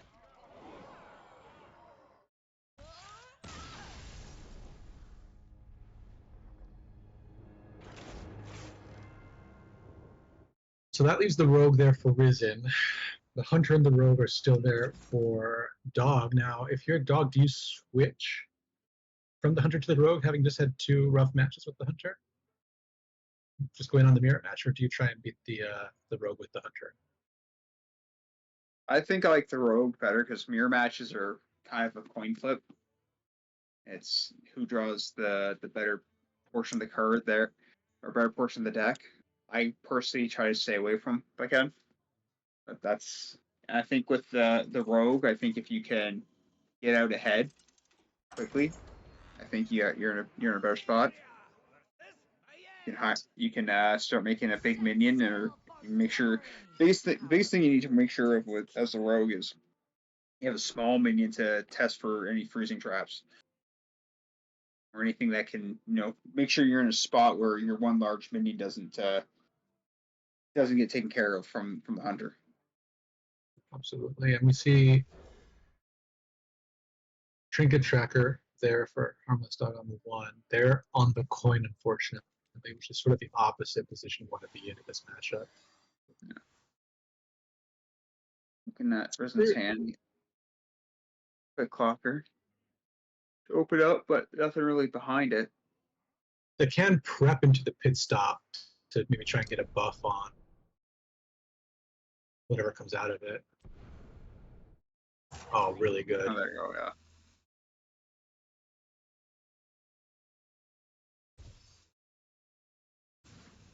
Not typically a play I would have thought of on turn 1. I've probably done on turn 2, but good one. That's a good play.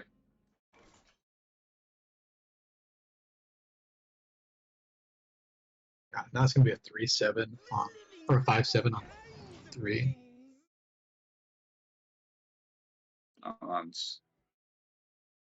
That's a good pickup there too.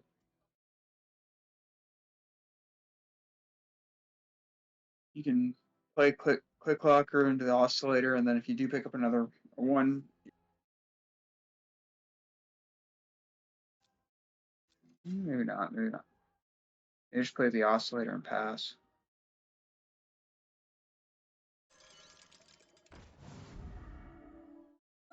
I think this is it.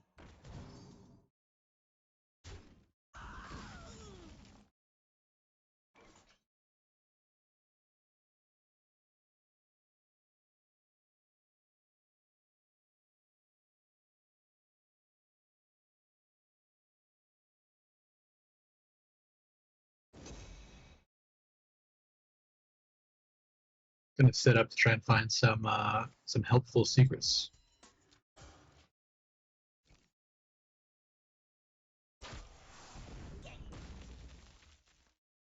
Oh, what a draw! That's the card.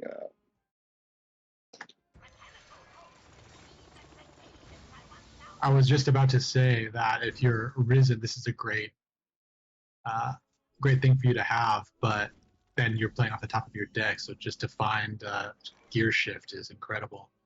Oh, that's why I was thinking about just playing oscillator pass last turn at 2, just to play Murmuron into Click Clocker.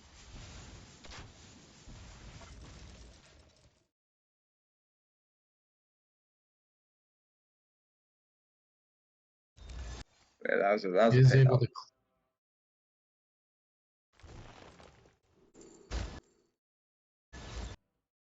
Okay.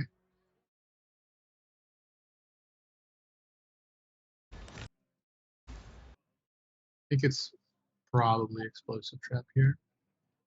Yeah, just because to get rid of any divine shields the Click Clocker already has. Shoot. If your opponent makes a mistake and plays a minion before testing the secret, you never know, but Mm, you gotta stop it. I think this is just bees here. Now. Yeah, I'm not a huge fan of that secret, but in this moment, it does seem like the most appropriate thing to play.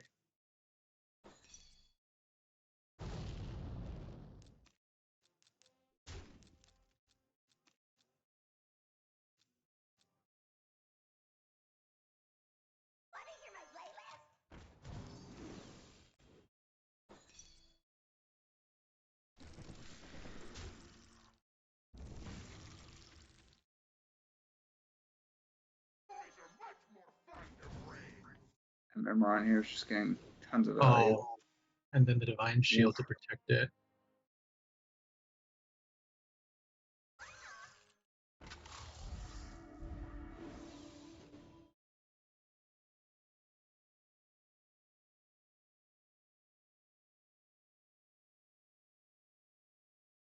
Quickly.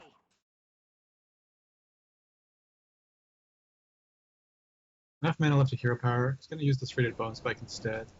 Yeah, I was just wondering if you took the rewinder, and you put it on the deconstructor just to see if you can get another spark bot. See what you can roll.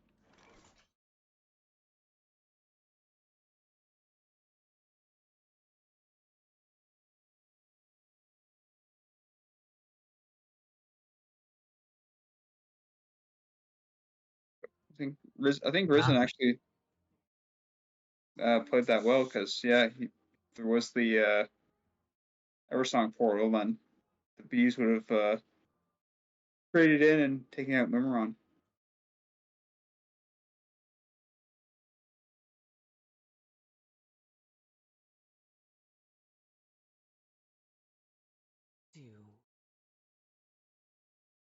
Yeah, this is about to get even worse for a harmless dog. Unfortunately, you can get a couple of things down, but it's about to. We're about to see a second member. Yeah.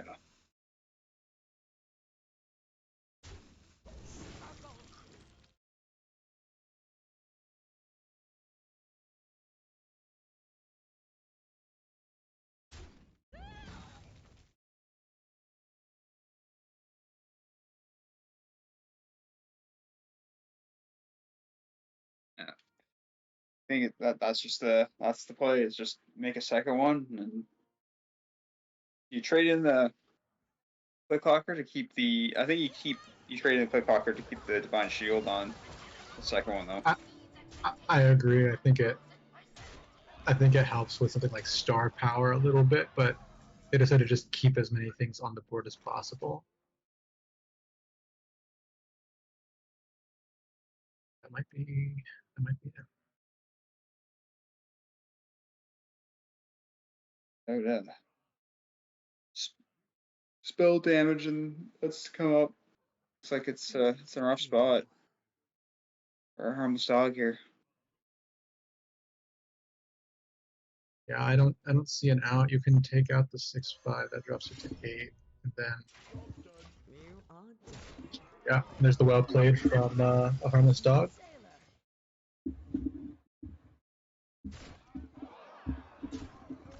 Risen takes it in 4 with this Pro Series match. There you have it.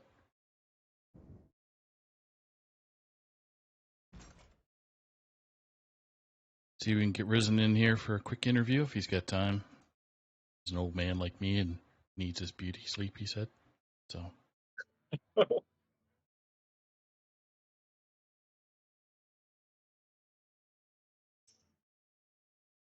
See what he says. He's a teammate of mine in Legacy, so.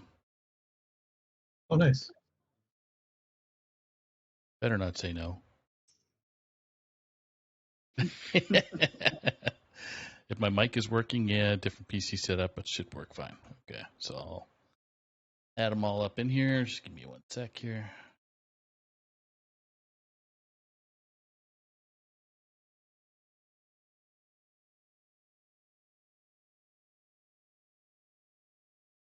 Discord works. There he is. How you doing, Risen? Hey, can y'all hear me? Ken. Yeah. Unclear. Well, we're just saying congratulations on the win. How are you feeling? I feel like I made some misplays, but I'm definitely happy to have gotten the win. I definitely wasn't familiar with a few of those matchups, and I really think I had a way to win game one. But you can never be upset when you get a win, and I rolled a couple of those pretty well. So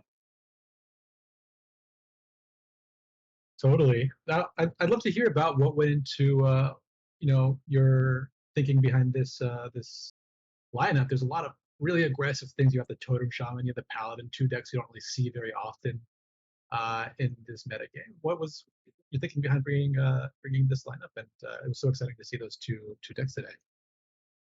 yeah, I mean, so I think I outthought myself during the prep session. I really, for whatever reason, I thought that they were going to pivot away from the lineup they brought week one, which I think they just let pull over. I thought they were going to bring like Druid and maybe a slightly different version of the Mage, and I thought I could get underneath it fairly well. I also wanted something that I could potentially leave up Hunter with because I felt like Hunter's super strong, but I feel pretty good going underneath Hunter in a lot of those matchups. Now I did have like God draws in those Hunter matchups, so I can't really credit that to planning, but I felt pretty comfortable with the matchups. Yeah, it's just so reason why you just went pure aggressive in nature, just from the lineup that Hustle was saying, just it's kind of off I guess the off the typical lineup that you see right now. It's no there's no mage, no warrior. Is there any reason why you decided to go so hard into aggression? I mean, pro's pretty tough, so a lot of times I feel like I have to try and like I like my chances any week. Like I'm not saying that I don't have a chance any week, but I think that a lot of times by bringing something that maybe is a little bit unexpected, I can, um, maybe out prep instead of outplaying my opponents because everyone in pro is so good. Like most of the matches I go into, quite honestly, like the person I'm playing against is at least more familiar with the meta than I am, if not a slightly better fundamental player. So um, obviously, I won't be able to bring it again next week probably, but I usually try and put a decent amount of thought into planning, particularly if I feel like I'm at a disadvantage skill wise. Absolutely. That's one of the things I think was so exciting about seeing your lineup to me is that these are good decks. Like there's a big difference between what can be successful on ladder where you can face literally anything and what might be successful in conquest with pro. I think it's so cool that you decided to kind of go with this off meta stuff and it works really well. How are you feeling after game one? That was if I'm not mixing my games up, this was the fourth one we were casting today. You went down in that first game. How are you feeling kind of coming out of that before you ended up coming through to win those three in a row? I mean, I'll have to go back and look at that game. I feel like I was super far ahead in game one, and I just started kind of playing fast and by instinct. And I think that maybe there's no way I could have won that game. I mean, I had exhausted most of the major resources. If I remember right, going into one of the final turns, he had like two or three cards left in his hand, and they had to be the right cards to be able to come back. But I played it pretty fast without giving a lot of thought to how to play around things, and I got off to a really good start. So I feel like in game one, I was pretty frustrated with myself going into game two. But I mean, I've been playing THL like 10, 11 seasons now. So if you just let yourself get frustrated after game one and don't just say, okay, that's done. Now we're off to game two. I've played often enough that I've had reverse sweeps. I've been reverse swept. I've come back from 0-1. I've lost when I've been up 2-0. So I tried to like take a couple of deep breaths. I don't know if you noticed, but there was definitely a pause between game one and game two because I just kind of wanted to mentally reset. Yeah, Something good, that's guys. so good. Sorry, Chelsea, I stepped over you. I said that's definitely good advice for any player out there, especially new coming into THL. Just if you feel like you're off your course, just take a second between games, collect yourself, and come back. Yeah, Yeah, it was totally. a great match. Thank you two so much for casting. I'll have to go back and look at the VOD. I'm pretty sure that there's a couple lines that I could have taken differently. I know the Rogue deck is super strong. Nature Shaman was my favorite deck when things came out, so I didn't put a lot of reps into Rogue because I didn't have all the legendaries at first. So I definitely feel like that was my weakest of the three decks. So I'm sure I made a couple mistakes, and I'm looking forward to going back and learning from those. I hear you. And from my point of view, I maybe there were a couple of different lines you could have taken here or there. It's hard to say with how dominant that was, what was a mistake and what wasn't, because man, you get that Myrmidon down and it just stuck, and you could get it duplicated with that Amy, and you were just off to the races. So someone who hadn't played too much of it before it looked masterful from our end. So well done, congratulations on the win. And I don't know off the top of my head what that does for your team this week. Saka, do you have that? I didn't poke into it just yet. I'm just actually, as soon as you mentioned it, it's like, yeah, I should double check that. So that puts. That gets the week for us. I I'm think not it sure what's happening does. with Parallax and Thesis. Risen, I'll have you know I have submitted in Legacy. Okay, so we're all good now. All right. You make me nervous. Huh? I know, dude. I know. So yes. It's a sweep and you don't even submit it. So you got 3-1 for your team. So that's three games up on 8 p.m. So 3-1, 3-1, and 3-0 for Swigoi. So that's 12. So yeah. Well, One got the win point in the game and the game in the match. So congratulations exactly on the wins. Yeah, thanks so much. Appreciate you guys casting. I appreciate everything you do. It's fun to go back and watch the VODs. Yeah, man. It's gonna be up there. So Thanks for your time. Yeah, thank you. Good night. Thanks, Risen. Good night. The old man needs to sleep just like I do. But I guess we'll end on a. What do you thought? Are you burnt out from casting there, Joel? See, I'm pretty sure this is your first marathon with us for TSL. Yeah. Oh, am I burnt out casting? No. Am I tired because I got 2 kids? Yes. So that's completely different. You get a different kind of energy. That's all. That's all. Yeah. So, but any standouts in the matches there for either one of you? Hustle. We'll start with you first. That last Pro Series match, I love open deck list formats, and it was really exciting to see Paladin, to see Totem Shaman, get to talk to Risen about it after the fact. I had a great time. I really enjoy casting. Really enjoy getting to see all of these really tremendous players do their thing and talk about some Hearthstone as well. So really exciting evening. Joel C, any favorite moments for tonight? I just kind of echo Hustle there. The pro match that we saw just now, just being able to take any advantage that you can, and Risen obviously knew that there could be a lineup advantage by going with that pure aggro, and just I enjoy the fact when you take the whole game into consideration and take a look at lineups as part of that, and taking any advantage that you can. And pro being pro, you just can't. The mistakes are smaller or bigger depending on the type of mistake. So that pretty much wraps it up for the evening. I just want to remind our viewers, thank you for tuning in. Thank you for all the players that were able to be on stream this Sunday, and also thanks to my lovely casters setting aside some time to help the DHL provide some content. So yeah, there's what is it, Tuesday morning. I don't know if there's going to be a 8 a.m. Eastern sidebar. I think that's off this week, but there is later on that night on Tuesday evening at 9 p.m. Eastern. Lotus Knight will be kicking in with Hearth Center and with his guests. Then we start crawling up the week. I think Friday night fights. That's what I'm doing. Is going to be anybody that's interested in playing. It's going to be 8 o'clock at 9 p.m. Eastern. to 10 o'clock p.m. Eastern. So if you need some matches on Friday or even Sunday, as we're doing today, then hit me up. Wild9 or Azalea Akari is going to be casting on Saturdays between 8 and 10 as well. But I don't want to forget the new show that's kicked out on Saturdays, if anybody's had a chance to see that, and that is Out of Your League.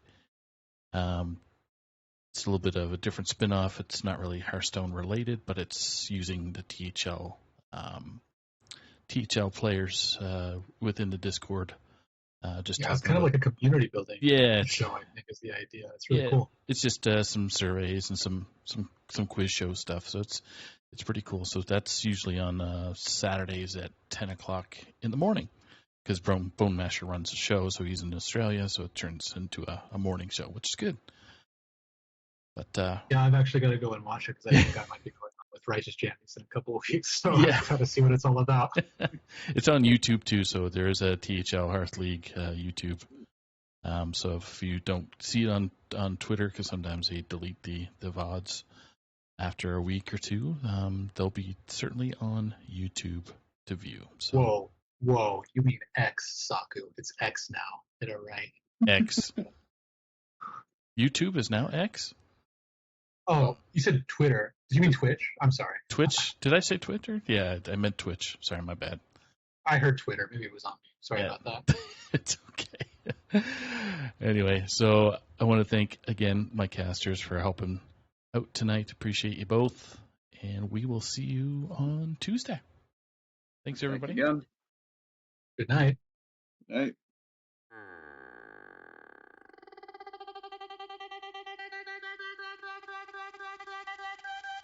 Like the burning of a million wildfires, like the power of a million angel choir, like the turning